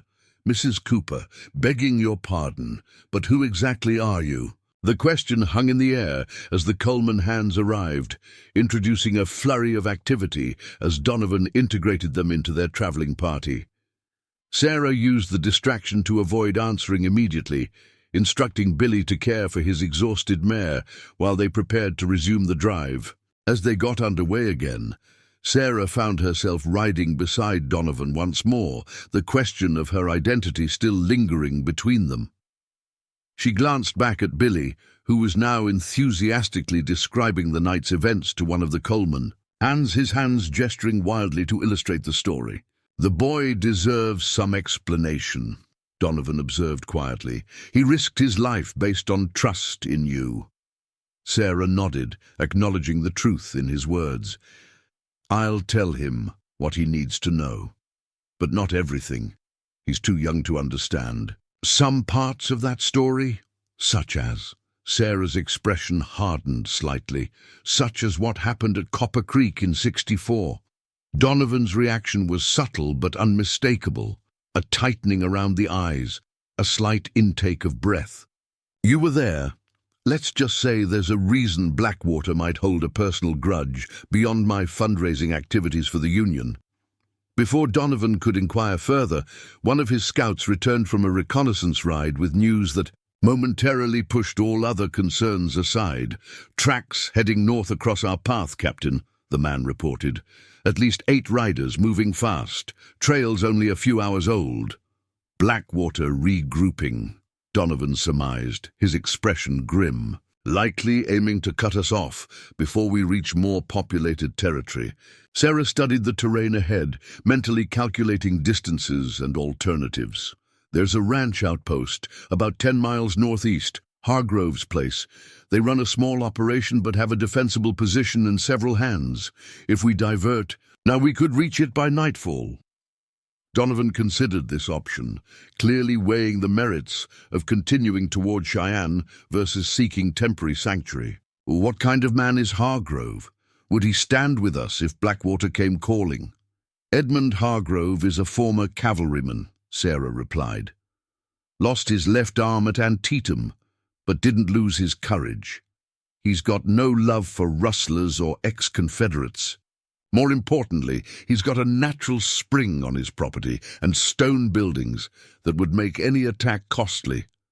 "You know the territory well," Donovan observed. Sarah nodded. "I made it my business to know every potential ally and threat within. 50 miles of the double C. Thomas taught me that good ranching is equal parts animal husbandry and strategic thinking." The decision was made to divert to Hargrove's ranch. They adjusted their course, pushing the cattle at a slightly faster pace to reach safety before nightfall. Sarah rode ahead with one of Donovan's men to alert Hargrove to their approach, while the main group followed with the herd. As the miles passed beneath their horses' hooves, Sarah found her thoughts returning to Copper Creek, a memory she'd worked hard to bury beneath the peaceful years at the Double C. It had been late summer of 1864, during one of her exhibition tours through Missouri. The war had been raging for 3 years by then, and the border territories had descended into a special kind of hell where neighbor fought neighbor and atrocities occurred with sickening regularity. Caldwell's traveling show had been warned to avoid certain areas, but their schedule had forced them to pass near Copper Creek, a small settlement known for its divided loyalties. They'd been ambushed just after dawn, not by regular Confederate forces but by Quantrill's raiders, the infamous guerrilla fighters whose brutality had shocked even hardened military men. The attack had been swift and merciless. James Caldwell had died in the first volley, along with 3 other members of the troop. Sarah had survived by doing what she did best, shooting with deadly accuracy even while terrified. 5 of Quantrill's men had fallen to her Colt before. The raiders withdrew, apparently deciding the traveling show wasn't worth the cost in blood. Among the wounded had been a young scout with a distinctive facial scar, a man she now recognized from Donovan's description as Jackson Blackwater. She'd never spoken of that day, not even to Thomas. It was the only time she'd used her shooting skills to take human life, and the memory haunted her still. If Blackwater had indeed recognized her as the woman who'd shot him and killed his comrades at Copper Creek, his interest in her cattle drive suddenly made perfect, terrible sense. This wasn't about rustling, it was about revenge. Hargrove's ranch appeared on the horizon as the afternoon sun began its westward descent.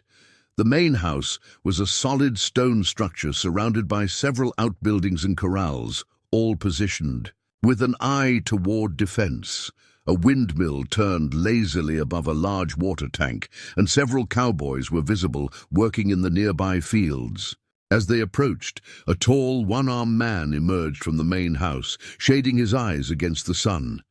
Edmund Hargrove's weathered face broke into a smile of recognition as Sarah drew closer. "Sarah Cooper. Now there's a sight for sore eyes," he called out, his booming voice carrying across the yard. "What brings you to my humble establishment?" Sarah dismounted, approaching with the formal respect Hargrove had always commanded. "Trouble on the trail, Edmund. I'm driving cattle to Cheyenne and picked up some unwelcome attention." Hargrove's expression darkened. "Rustlers? The Blackwater gang," she confirmed.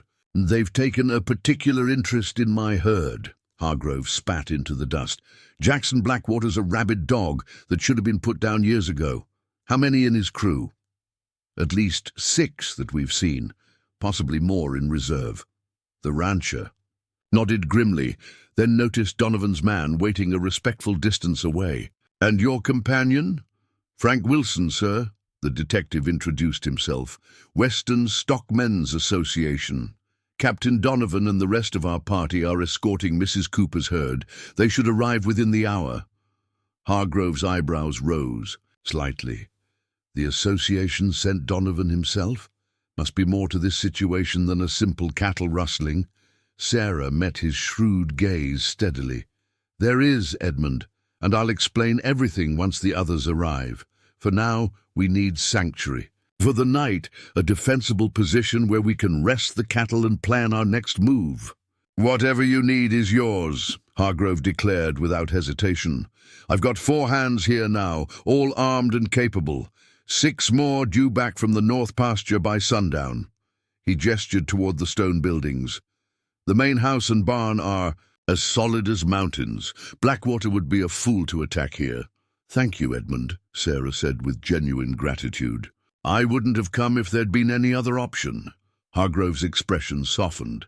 Thomas Cooper was the best neighbor a man could ask for. His widow can count on the same loyalty he earned. He paused, studying her face more carefully. "Though I've always had the feeling there's more to you than just Thomas Cooper's widow." Sarah managed a tight smile. "Edmund, you have no idea."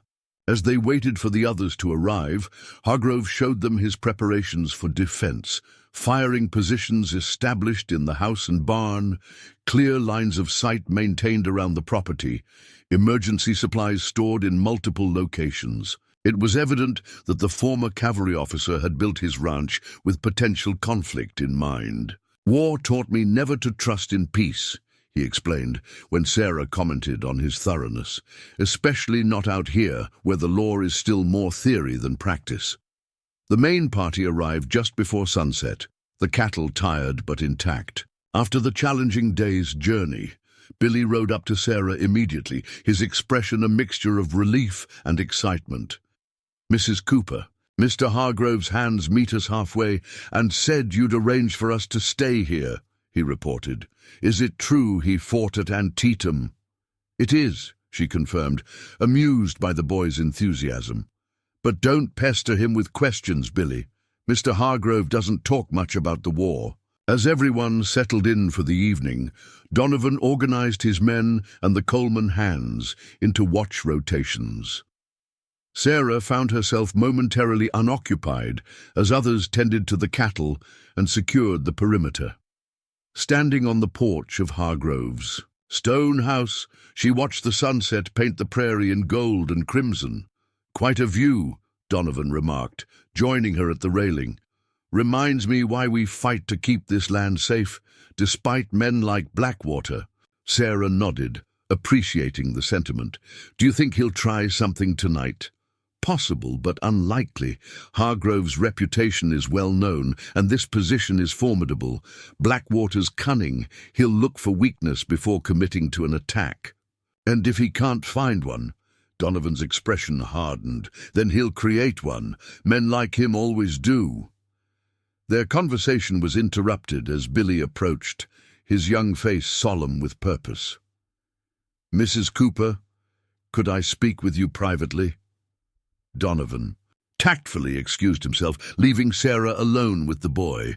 Billy fidgeted nervously, struggling to find the right words.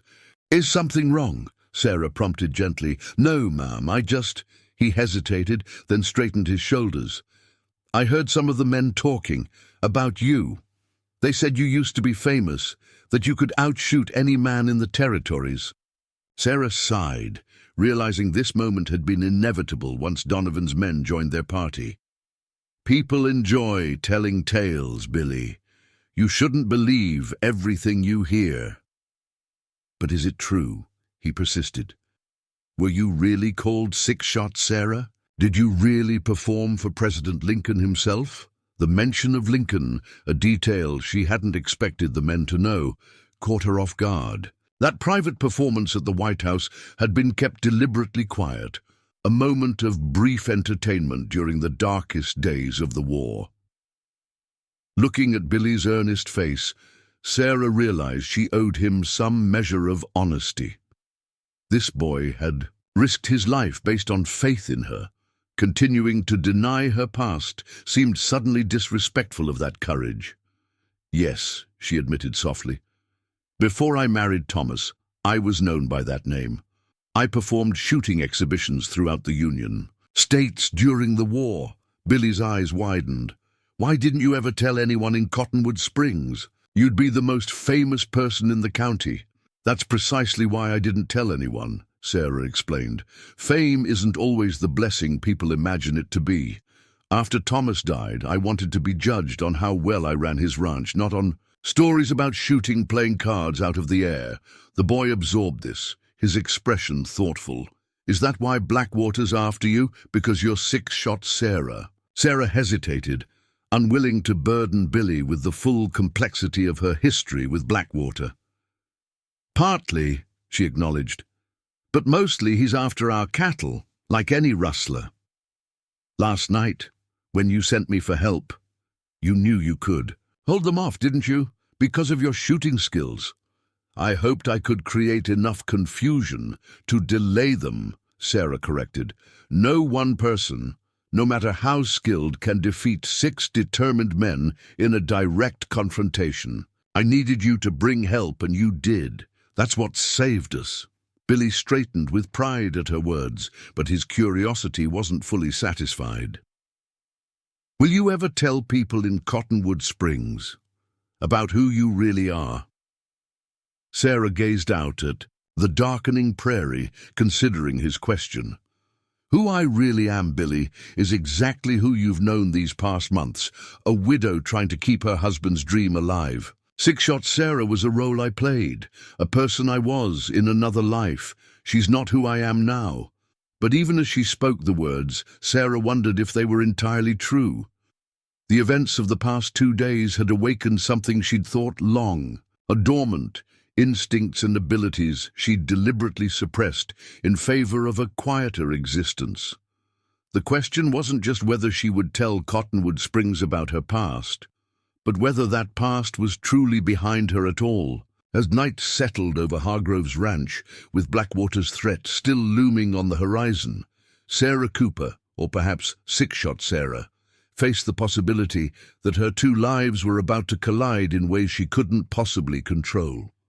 The poor Hargrove Ranch transformed overnight from a quiet cattle operation to a fortified outpost. By dawn, every approach had been secured, firing positions established and emergency protocols communicated to all hands.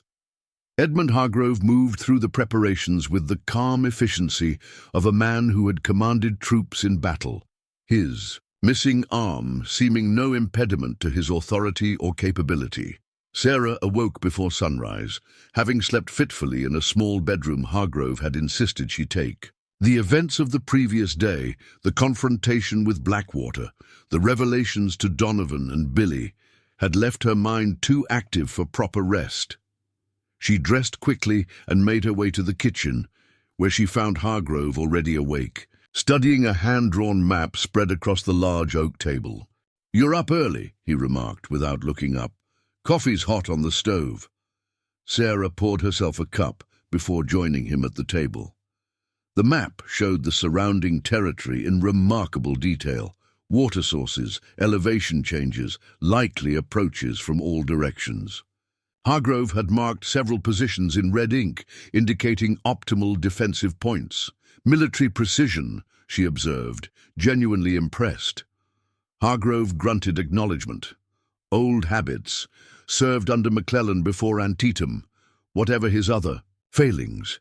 The man understood thorough preparation.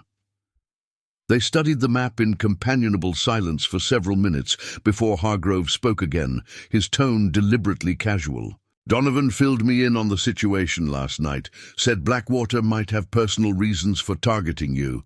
Sarah tensed slightly. "Did he elaborate?" "Only said there was history between you and Blackwater. War-related." Hargrove took a sip of his coffee, his sharp eyes never leaving her face. "Also mentioned you had a certain reputation with firearms." "News travels fast," Sarah remarked dryly, "only to those who need to know." Hargrove tapped the map with his remaining hand. "If we're making a stand against Blackwater, I need to understand what we're really facing. Is this about cattle, or is it about settling old scores?" Sarah set down her coffee cup, weighing how much to share. Hargrove had offered sanctuary without hesitation, putting his ranch and people at risk. He deserved honesty. "Copper Creek, Missouri, 1864, she said finally. "Quantrill's raiders attacked the traveling show I was part of. I killed 5 of them and wounded a 6th before they withdrew. That 6th man was Jackson Blackwater." Hargrove absorbed this without visible reaction. "Quantrill's men specialized in brutality against civilians. No court would blame you for defending yourself." "It's not about blame," Sarah replied. "It's about revenge. Men like Blackwater don't recognize the rules of war or civil society. They only understand blood for blood." "And you think he's recognized you after all these years?" "Captain Donovan believes one of Blackwater's men saw me handle a rifle at the Double C and made the connection. Given what's happened since, I'm inclined to agree." Hargrove nodded slowly, his tactical mind processing this new dimension to their situation. "Changes the stakes. Rustlers can be bought off or intimidated. A blood vendetta can only end one way." Before Sarah could respond, the kitchen door opened as Donovan entered, followed by 2 of his men. The captain looked as though he'd been awake for hours, his weathered face alert despite the early hour. "Mrs. Cooper, Mr. Hargrove," he greeted them, accepting the coffee Sarah offered. "My scouts report movement to the northwest. 8 riders, pacing the perimeter just beyond rifle range, taking care to stay visible. A message, Hargrove interpreted immediately. They want us to know they're watching. Precisely. Donovan pointed to several positions on Hargrove's map. They've established observation points here, here, and here. Professional placement, maximum visibility, with protected withdrawal routes. Sarah studied the marked positions, recognizing the tactical intelligence behind them. They're assessing our strength, looking for weaknesses, and making sure we know they're doing it, Hargrove added grimly. Psychological warfare, trying to wear down our resolve before they make a move. The conversation paused as Billy entered the kitchen, his young face still creased with sleep, but his eyes alert. He hesitated in the doorway, clearly sensing the tension in the room. "Morning, Mrs. Cooper," he said tentatively. "The Coleman hands said I should help with the cattle. They need moving to the south pasture where there's better water." "Good morning, Billy," Sarah replied, deliberately softening her tone. "That's fine. Just stay within sight of the ranch buildings. No wandering off alone, understood?" The boy nodded solemnly. "Yes, Ma'am." He hesitated, then added, "Is it true what they're saying, that Blackwater's men are watching us right now?" The adults exchanged glances, silently debating how much to share with the young cowhand. Finally, Donovan answered, his voice matter-of-fact without being alarming. "They're keeping their distance for now, son. Nothing for you to worry about as long as you stay close to the ranch." Billy straightened his shoulders, clearly trying to project a maturity beyond his years. "I'm not scared. Just want to know what we're facing." Sarah felt a surge of pride mingled with concern. The boy had shown remarkable courage throughout their ordeal, but he was still just 17, too young to be caught in a deadly confrontation between hardened killers. "Your job today is helping with the cattle," she reminded him gently. "Let the captain and his men worry about Blackwater." Once Billy had departed for his chores, Donovan returned to their tactical discussion. "We need to consider our options. Staying here indefinitely isn't feasible, but moving the herd makes us vulnerable." "How long before we could expect additional support from the Stockmen's Association?" Hargrove asked.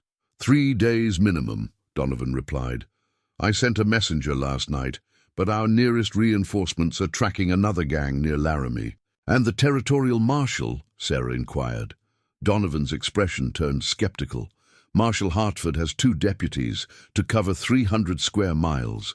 Even if he responded immediately to our request, which isn't guaranteed, he'd be outmanned and outgunned against Blackwater's crew." Hargrove traced a route on his map, leading northeast. "There's a military outpost 40 miles from here. Fort Collins has a cavalry detachment that could handle Blackwater easily." 40 miles of open country, Sarah noted. "We'd be exposed for at least 2 days with the cattle." "Not if someone rode ahead to bring the cavalry back," Donovan suggested, his eyes meeting Sarah's. "A single rider moving fast could reach the fort in a day."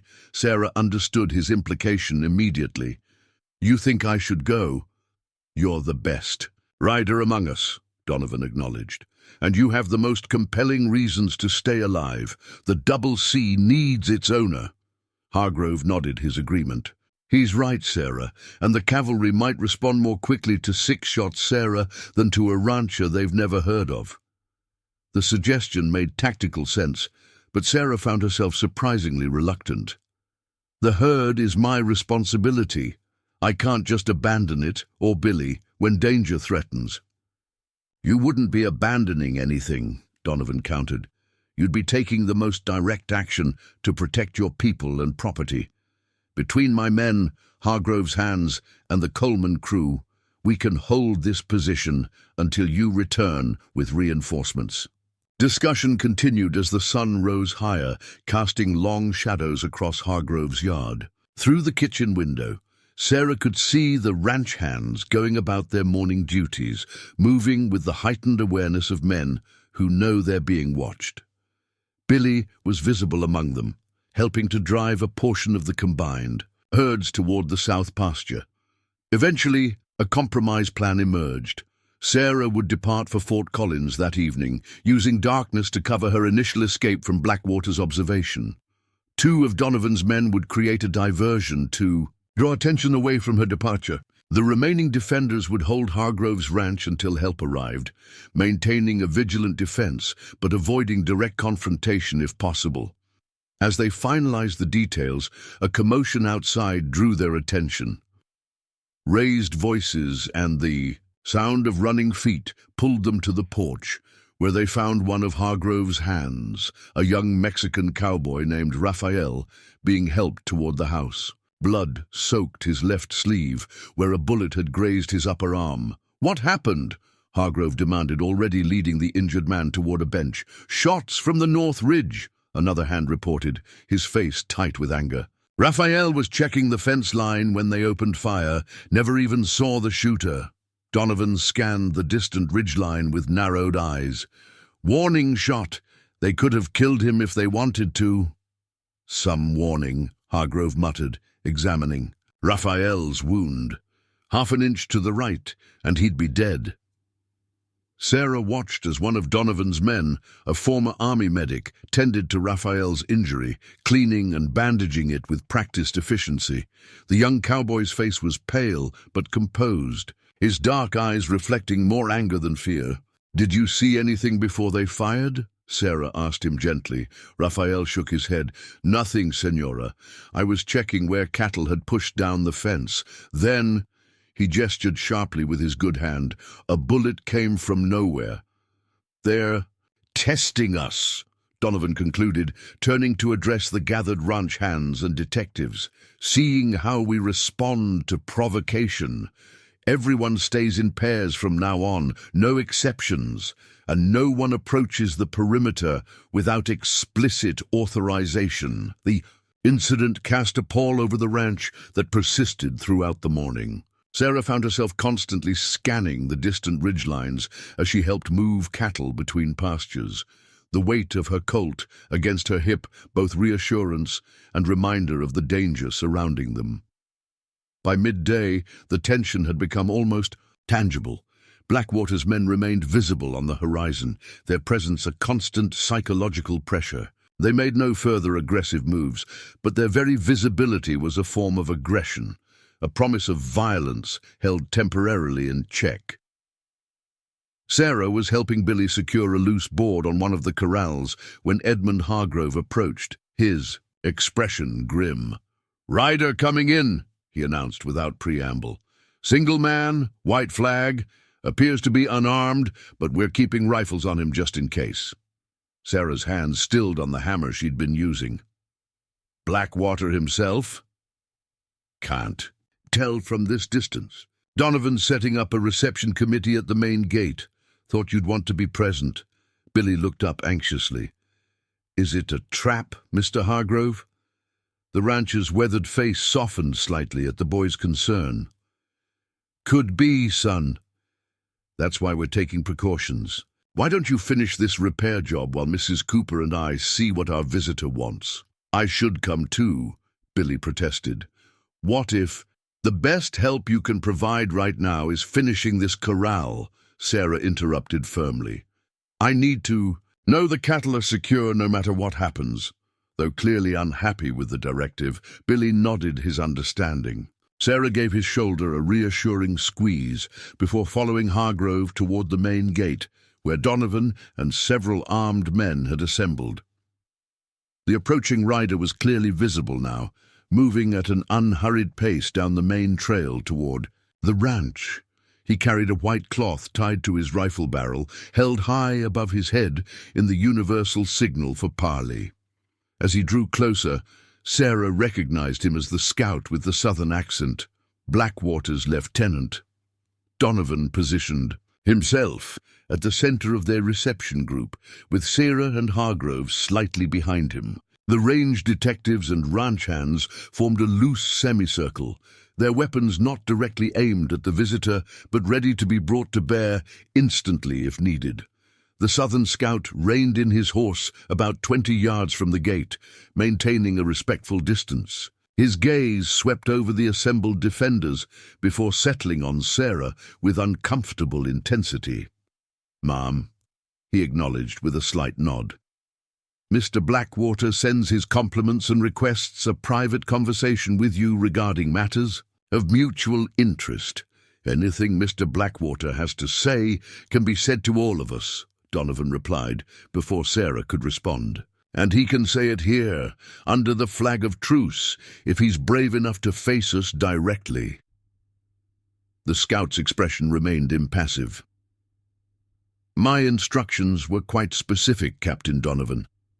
Mr. Blackwater wishes to speak with Mrs. Cooper alone.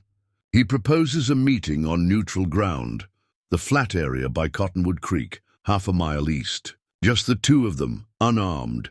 Sarah felt all eyes turned toward her, awaiting her response.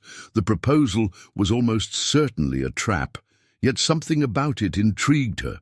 Blackwater had gone to considerable effort to find her after all these years. Perhaps there was more to his vendetta than simple revenge. "Mrs. Cooper will not be meeting anyone alone," Hargrove stated flatly, his military bearing in full evidence. "Especially not a man who just shot one of my hands." "A regrettable misunderstanding," the scout replied smoothly. "The man was approaching one of our observation posts. A warning shot went astray." "A warning shot that drew blood is no warning at all," Sarah observed coolly. "It's an act of aggression. Please convey to Mr. Blackwater that if he wishes to speak with me, he can do so here, under the protection of this flag of truce. He may bring one man as witness. I will have Captain Donovan and Mr. Hargrove present." The scout studied her for a long moment, clearly weighing how Blackwater would receive this counteroffer. "I'll convey your terms," he said finally, "but I can make no promises regarding Mr. Blackwater's response." "1 hour," Sarah added firmly. "We'll expect your return, with or without Blackwater, within 1 hour. After that, we'll consider negotiations terminated." With a final nod that somehow managed to be both courteous and threatening, the scout wheeled his horse and rode away, the white flag still held high until he was beyond rifle range. "That was risky," Donovan observed, as they watched the rider disappear over a rise. "Blackwater could easily use this meeting as cover for some larger scheme." "I'm counting on it," Sarah replied, her mind already calculating possibilities. "He'll come. His pride won't allow him to refuse, and when he does, we'll learn much more about what he's really planning than we would by simply watching his men circle our perimeter." Hargrove nodded his approval. "Using the parley to gather intelligence. Good thinking, Sarah. There's another advantage," she added more quietly. "If Blackwater himself is here, he can't be leading an attack elsewhere. We control when and where we face him." The preparations for the meeting took the next hour. Donovan positioned his men strategically throughout the ranch, with clear fields of fire covering the main approach and instructions to respond instantly to any sign of treachery.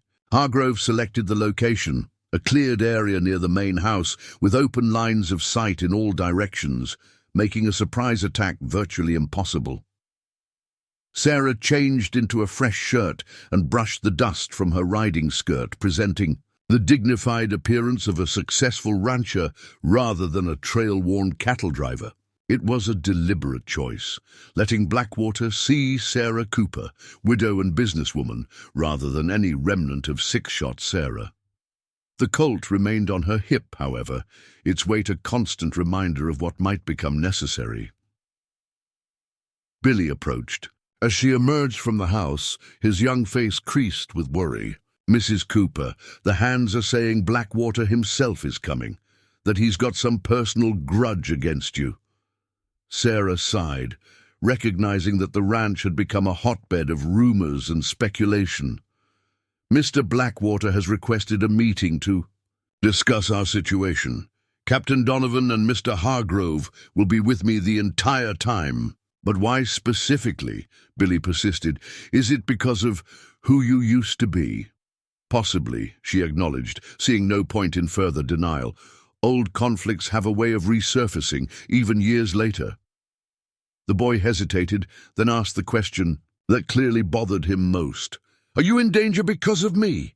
Because you sent me for help instead of escaping yourself? Sarah placed her hands on his shoulders, meeting his troubled gaze directly. Billy Thompson, listen carefully. Nothing that's happening is your fault. You did exactly what was needed, exactly when it was needed. If anything, your quick thinking has given us a fighting chance. Some of the tension eased from the boy's face, though worry still shadowed his eyes. What can I do now? To help, I mean. Stay with the Coleman hands and keep the cattle calm, Sarah instructed. If anything happens, regardless of what you see or hear, your priority is getting yourself to safety, understood? Billy looked as though he wanted to argue, but eventually nodded. Yes, ma'am, but for the record, I don't like it. Despite everything, Sarah found herself smiling at his stubborn loyalty. Noted, Mr. Thompson. Now go help with those cattle. As the hour drew to a close, tension mounted throughout the ranch. Lookouts reported 2 riders approaching, Blackwater and his southern lieutenant, moving at a deliberate pace with no obvious signs of weapons. Behind them, at a greater distance, the rest of the gang maintained their positions on the surrounding ridgelines, a visible reminder of the threat they posed. Donovan joined Sarah on the porch, his expression carefully neutral, but his posture alert. Remember, keep him talking. The longer he's here, the more we learn. I'm familiar with the concept of intelligence gathering, Captain, Sarah replied dryly. This isn't my first encounter with dangerous men. A ghost of a smile crossed Donovan's face. No, I don't suppose it is. Just remember we're here to back your play, whatever happens.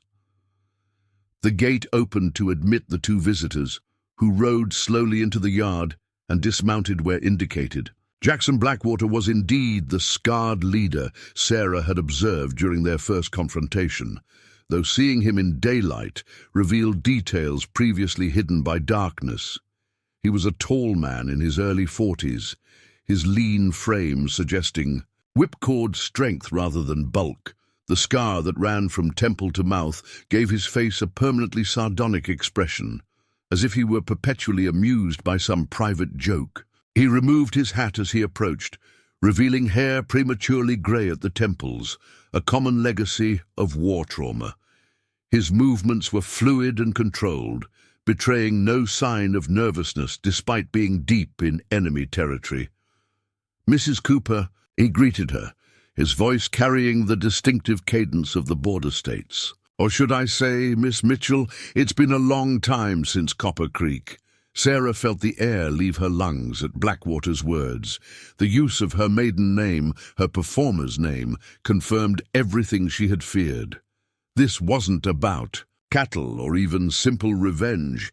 This was about identity, about the past refusing to stay buried. You have me at a disadvantage, Mr. Blackwater, she replied evenly, refusing to show the impact of his recognition. You seem to know quite a bit about me, while you remain something of a mystery. Blackwater's scarred mouth twisted into what might have been a smile. No mystery, ma'am, just a man with a long memory and unfinished business.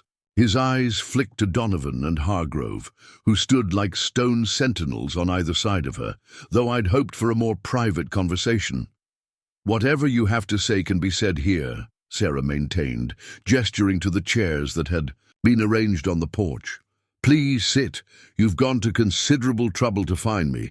You might as well state your purpose directly.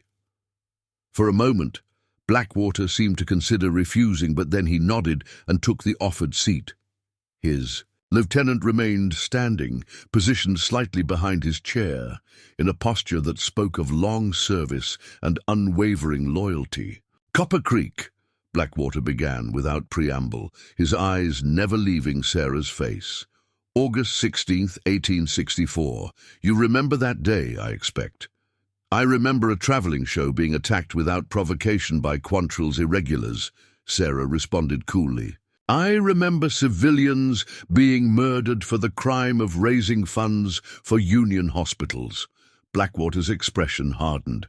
A convenient interpretation that traveling show was moving intelligence about Confederate positions along with its performances, and those civilian casualties included 2 men carrying dispatches to Union forces in Jefferson City. Sarah kept her face carefully neutral, though her mind raced. There had indeed been 2 men who joined their troop just days before the attack, quiet, nondescript men who kept to themselves and spoke little. James Caldwell had introduced them as new stagehands, but they'd shown little interest or aptitude for theatrical work. I was an exhibition shooter, she stated firmly, nothing more.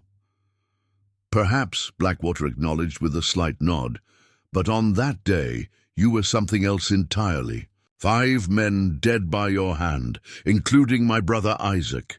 The revelation landed like a physical blow. Sarah had never known the names of the men she'd shot that chaotic morning, when sunlight had glinted off gun barrels and the air had filled.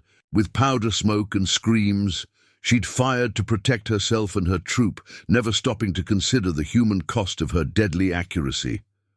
It was war, she said quietly. People died on both sides. Indeed they did, Blackwater agreed, his tone suddenly reflective rather than accusatory, but some deaths leave deeper marks than others. Isaac was barely 18, following his older brother into what he thought was a grand adventure.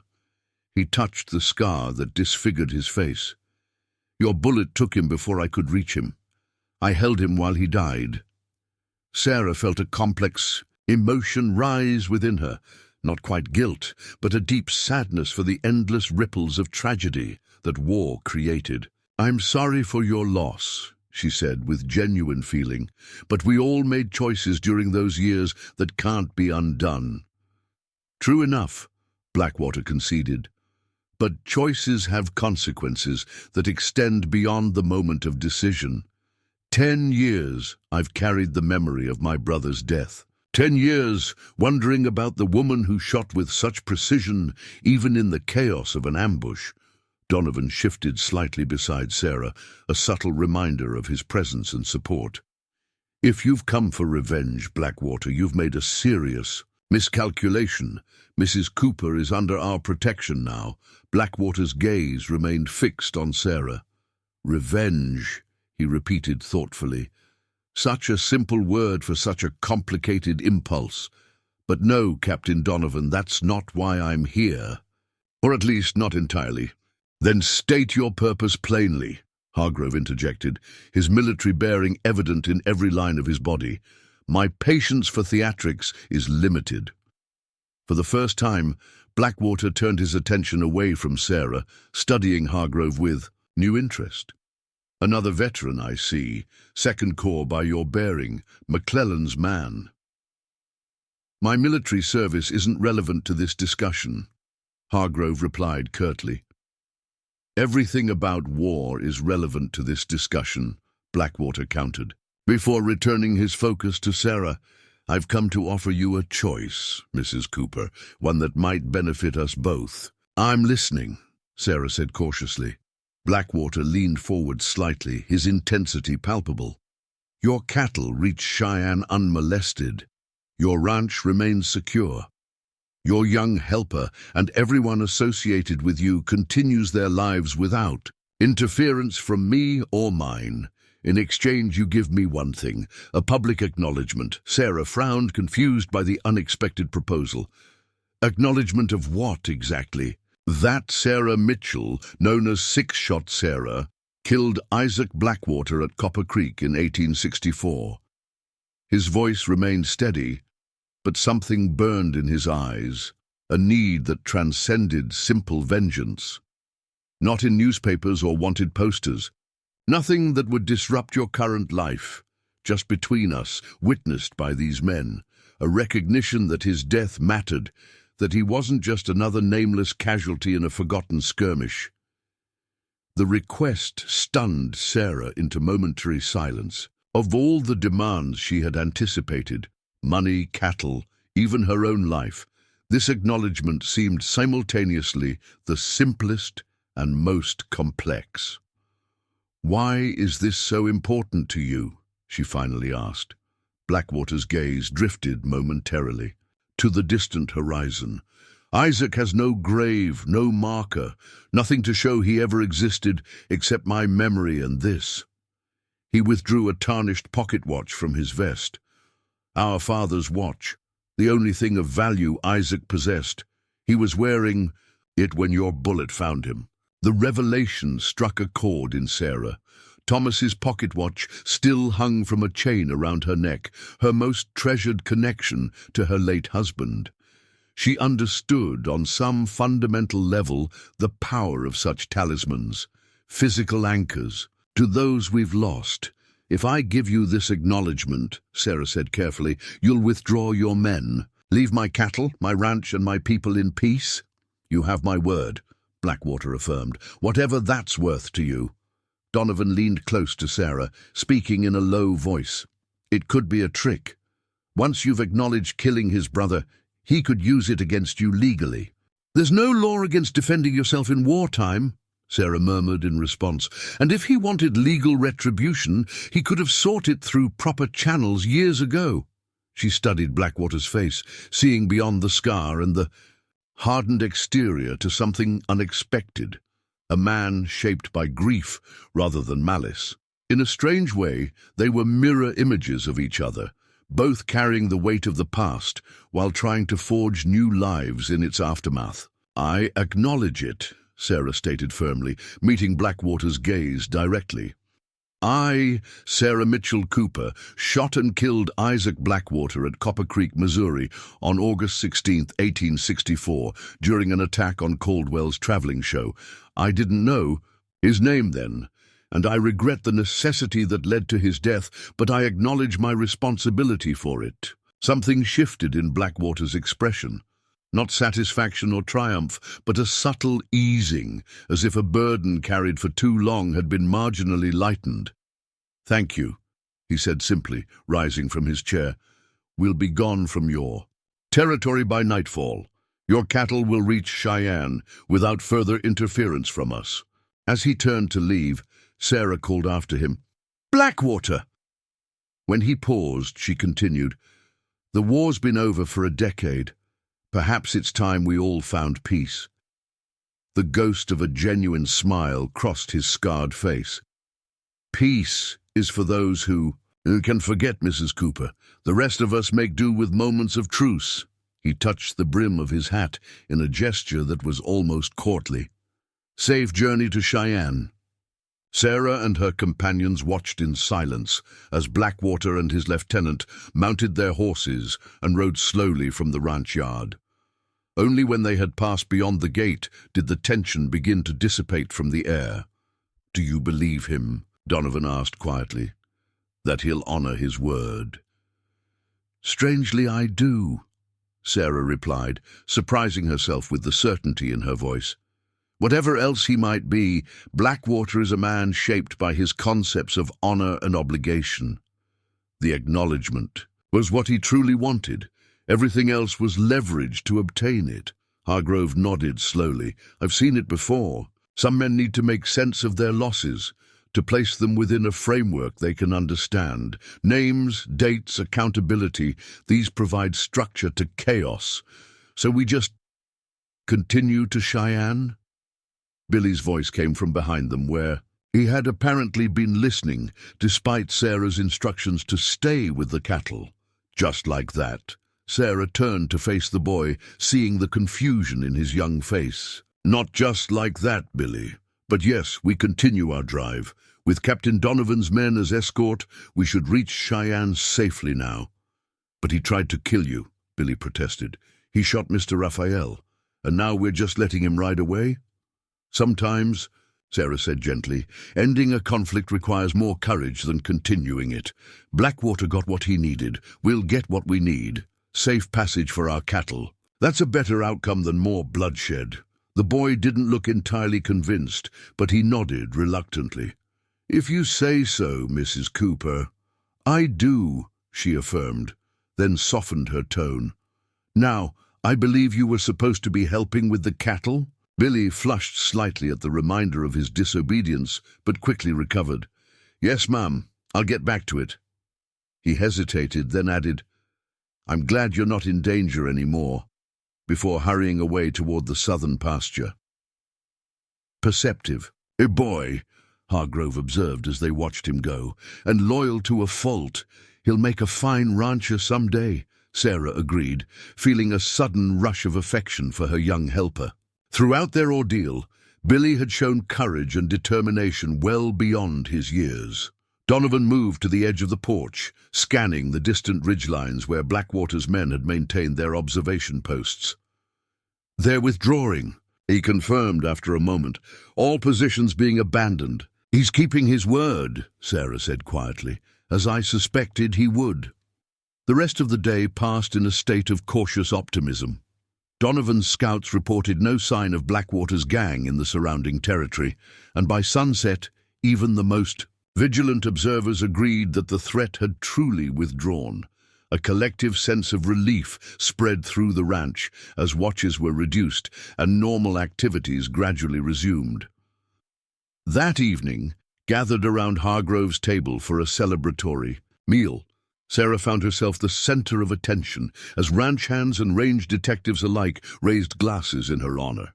To Mrs. Cooper, one of the Coleman hands declared, coolest head and steadiest hand I've ever seen, man or woman. Cheers and agreements followed, causing Sarah to flush slightly with embarrassment. You're all too kind, she demurred. I did what was necessary, nothing more. Now there's modesty for you, Hargrove said with a rare smile. Faces down the notorious Blackwater gang and calls it nothing more than necessary. More cheers followed, along with good-natured teasing about six-shot Sarah that might have troubled her just days before, but now seemed oddly freeing. These men knew her secret, yet there was no judgment in their eyes, only respect and perhaps a touch of healthy awe. Later, as the celebration continued around her, Sarah stepped outside for a moment of quiet reflection. The night was clear and cool, stars scattered across the velvet darkness like diamond dust. From the corrals came the occasional soft lowing of cattle, a reminder of the practical concerns that still lay ahead. Penny for your thoughts, Donovan said, joining her with 2 cups of coffee. He offered one to her before leaning against the porch railing beside her. Just considering the strange turns life takes, Sarah replied, accepting the coffee gratefully. A week ago I was simply a widow trying to save her ranch. Now you're a legend twice over, Donovan completed with a slight smile. The exhibition shooter who became a rancher, who then outfoxed the Blackwater gang. Sarah laughed softly. I doubt it will reach legendary status. A small cattle drive, rescued from rustlers, isn't exactly the stuff of dime novels. Don't be too sure, Donovan countered. Stories have a way of growing in the telling, especially out here, where entertainment is scarce and good news even scarcer. They sipped their coffee in companionable silence for a moment before Donovan spoke again, his tone more serious. What will you do when you return to Cottonwood Springs? About your past, I mean. It was a question Sarah had been pondering herself throughout the day.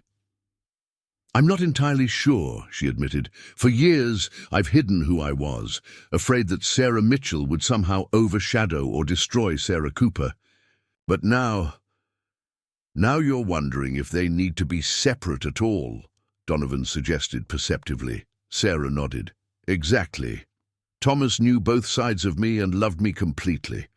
Perhaps I've underestimated the people of Cottonwood Springs by assuming they couldn't do the same. In my experience, Donovan said thoughtfully, people surprise you more often with their acceptance than their rejection, especially on the frontier. Out here, it's what you can do and who you can trust that matters, not who you used to be. Comforting philosophy, Sarah acknowledged, though I suspect the reality may be more complicated. Most worthwhile things are, Donovan agreed with a smile. He straightened from the railing, finishing his coffee. We'll escort your cattle to Cheyenne as planned. My men could use a simple assignment after the excitement of the past few days. Sarah thanked him, genuinely grateful for both his practical assistance and his unexpected wisdom. As he returned to the celebration inside, she remained on the porch, contemplating the future that awaited her beyond this interlude at Hargrove's ranch. The drive to Cheyenne proceeded without incident over the following days. True to his word, Blackwater and his men had vanished completely from the territory, leaving no trace of their presence except the occasional hoofprint or abandoned campsite discovered by Donovan's scouts. The small herd moved steadily across the prairie, guided by Sarah, Billy, and their expanded complement of escorts. The weather remained favorable, with clear skies and moderate temperatures ideal for cattle movement. Even the river crossings, often the most challenging aspects of any drive, proceeded smoothly under Sarah's experienced direction. By the time they reached the outskirts of Cheyenne, the cattle were in prime condition, their market value assured by their excellent health and appearance. Sarah negotiated skillfully with the buyers, securing a price even higher than she had initially hoped for, enough to ensure the Double C's survival through the coming winter and provide capital for expansion in the spring. On their final evening, in Cheyenne, after the cattle had been delivered and payment secured, Sarah and Billy shared a quiet meal in a small restaurant near their hotel. The boy had been uncharacteristically thoughtful throughout the day, his usual exuberance tempered by the knowledge that their adventure was coming to an end. "Something on your mind, Billy?" Sarah prompted gently after watching him push food around his plate without eating for several minutes. He looked up, his young face serious in the lamplight. "Just thinking about going back to Cottonwood Springs, Mrs. Cooper. About what happens next." "What do you mean?" Billy hesitated, clearly struggling to articulate his thoughts. "Well, things are different now, aren't they? I mean, I know about who you were, and Captain Donovan knows, and Mr. Hargrove. Are you going to tell everyone else when we get back?" Sarah considered the question carefully, understanding the deeper concerns behind it. "I'm not planning to make any grand announcements," she said, finally, "but I won't be hiding who I was anymore either. If questions arise, I'll answer them honestly. Do you think people will treat you differently once they know?" "Possibly," Sarah acknowledged. "Change is rarely comfortable, even when it's necessary. But I've realized something important during this journey, Billy. The person I helped make me the person I am. Denying that has taken more energy than I realized." The boy nodded slowly, processing her words. "Does this mean... will you start shooting exhibitions again? Leave the Double C?" Sarah finally understood the root of his concern. Fear that the revelation of her past might mean the loss of his future at the ranch. She reached across the table to touch his hand reassuringly. "The Double C is my home, Billy. Nothing will change that, but perhaps I might occasionally demonstrate my skills at the county fair or give lessons to those interested in learning. Skills unused eventually fade." Relief washed visibly across Billy's features. "So you'll still need ranch hands, even with the drive completed?" "More than ever," Sarah confirmed with a smile. "In fact, given your performance during this drive, I was hoping to offer you a permanent position once we return, head wrangler with appropriate increase in wages." The boy's face lit up with such naked joy that Sarah couldn't help laughing. "Really? Head wrangler? But I'm only 17. "Age is less important than ability and dedication," Sarah replied. "You've demonstrated both in abundance. Besides, the position comes with responsibilities as well as privileges. You'll have to help train new hands as we expand the herd next spring." "I won't let you down, Mrs. Cooper," Billy promised fervently. "6 shots, Sarah," he added with a tentative smile, testing the name for the first time. "Mrs. Cooper will do fine for everyday use," Sarah said dryly, "though I suppose there might be occasions when the other name has its uses." Their conversation turned to practical matters. the supplies they would purchase before departing Cheyenne, the improvements needed at the ranch before winter, the possibility of acquiring new breeding stock with some of their profits. Throughout it all, Sarah felt a newfound sense of integration, as if pieces of herself, long held separate, were finally joining into a coherent whole. The journey back to Cottonwood Springs took nearly a week, their pace leisurely without cattle, to drive and their spirits high with success. Donovan and his men accompanied them as far as the territorial border before turning south toward new assignments. Their parting was marked by genuine respect and promises of future assistance should the need arise. As the familiar silhouette of Cottonwood Springs appeared on the horizon, Sarah felt a momentary trepidation. The town had known only Sarah Cooper, respectable widow and determined rancher. How would they receive the more complex woman she now allowed herself to be? "Nervous?" Billy asked perceptively as they approached the outskirts of town. "A little," Sarah admitted. "Change is never easy, even when it's by choice." The boy grinned, a sudden mischievous spark in his eyes. "Want me to spread some wild stories about how you faced down the entire Blackwater gang single-handed? Might as well give them something really exciting to talk about." Despite her anxiety, Sarah laughed. "Thank you, no. I suspect the truth will provide quite enough material for gossip without embellishment." They rode down the main street toward the general store, where Eleanor Abernathy would undoubtedly be watching for their return. Sure enough, the older woman emerged onto the sidewalk as they approached, waving enthusiastically. "Sarah Cooper," she called out. "The whole town's been wondering when you'd return, and with such success, from what we've heard." Others began to emerge from various shops and buildings. Marshal Jenkins limping from his office, the blacksmith, wiping his hands on his apron, women and children gathering with the natural curiosity of a small community welcoming back its own. As Sarah dismounted and accepted Eleanor's enthusiastic embrace, she felt a sense of homecoming more profound than any she had experienced since Thomas's death. These people had accepted her as Sarah Cooper, and now, perhaps, they would accept all of who she was. "You've caused quite a stir," Eleanor informed her, eyes twinkling with excitement. "News traveled ahead of you about how you outsmarted the Blackwater gang. And there's a man from Harper's Weekly waiting at the hotel. Says he wants to interview the famous six-shot Sarah about her new life as a cattle rancher." Sarah blinked in surprise, momentarily speechless. Beside her, Billy couldn't contain a burst of laughter at her expression. "Told you, Mrs. Cooper," he said, grinning widely. "Stories have a way of growing in the telling out here," as the townspeople gathered around, eager for first-hand accounts of their adventure. Sarah found herself surrounded by familiar faces, alight with curiosity and admiration rather than judgment.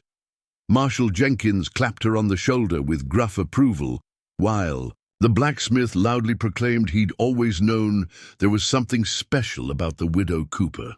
Standing in the center of the community that had become her home, Sarah felt the final walls between her past and present dissolve.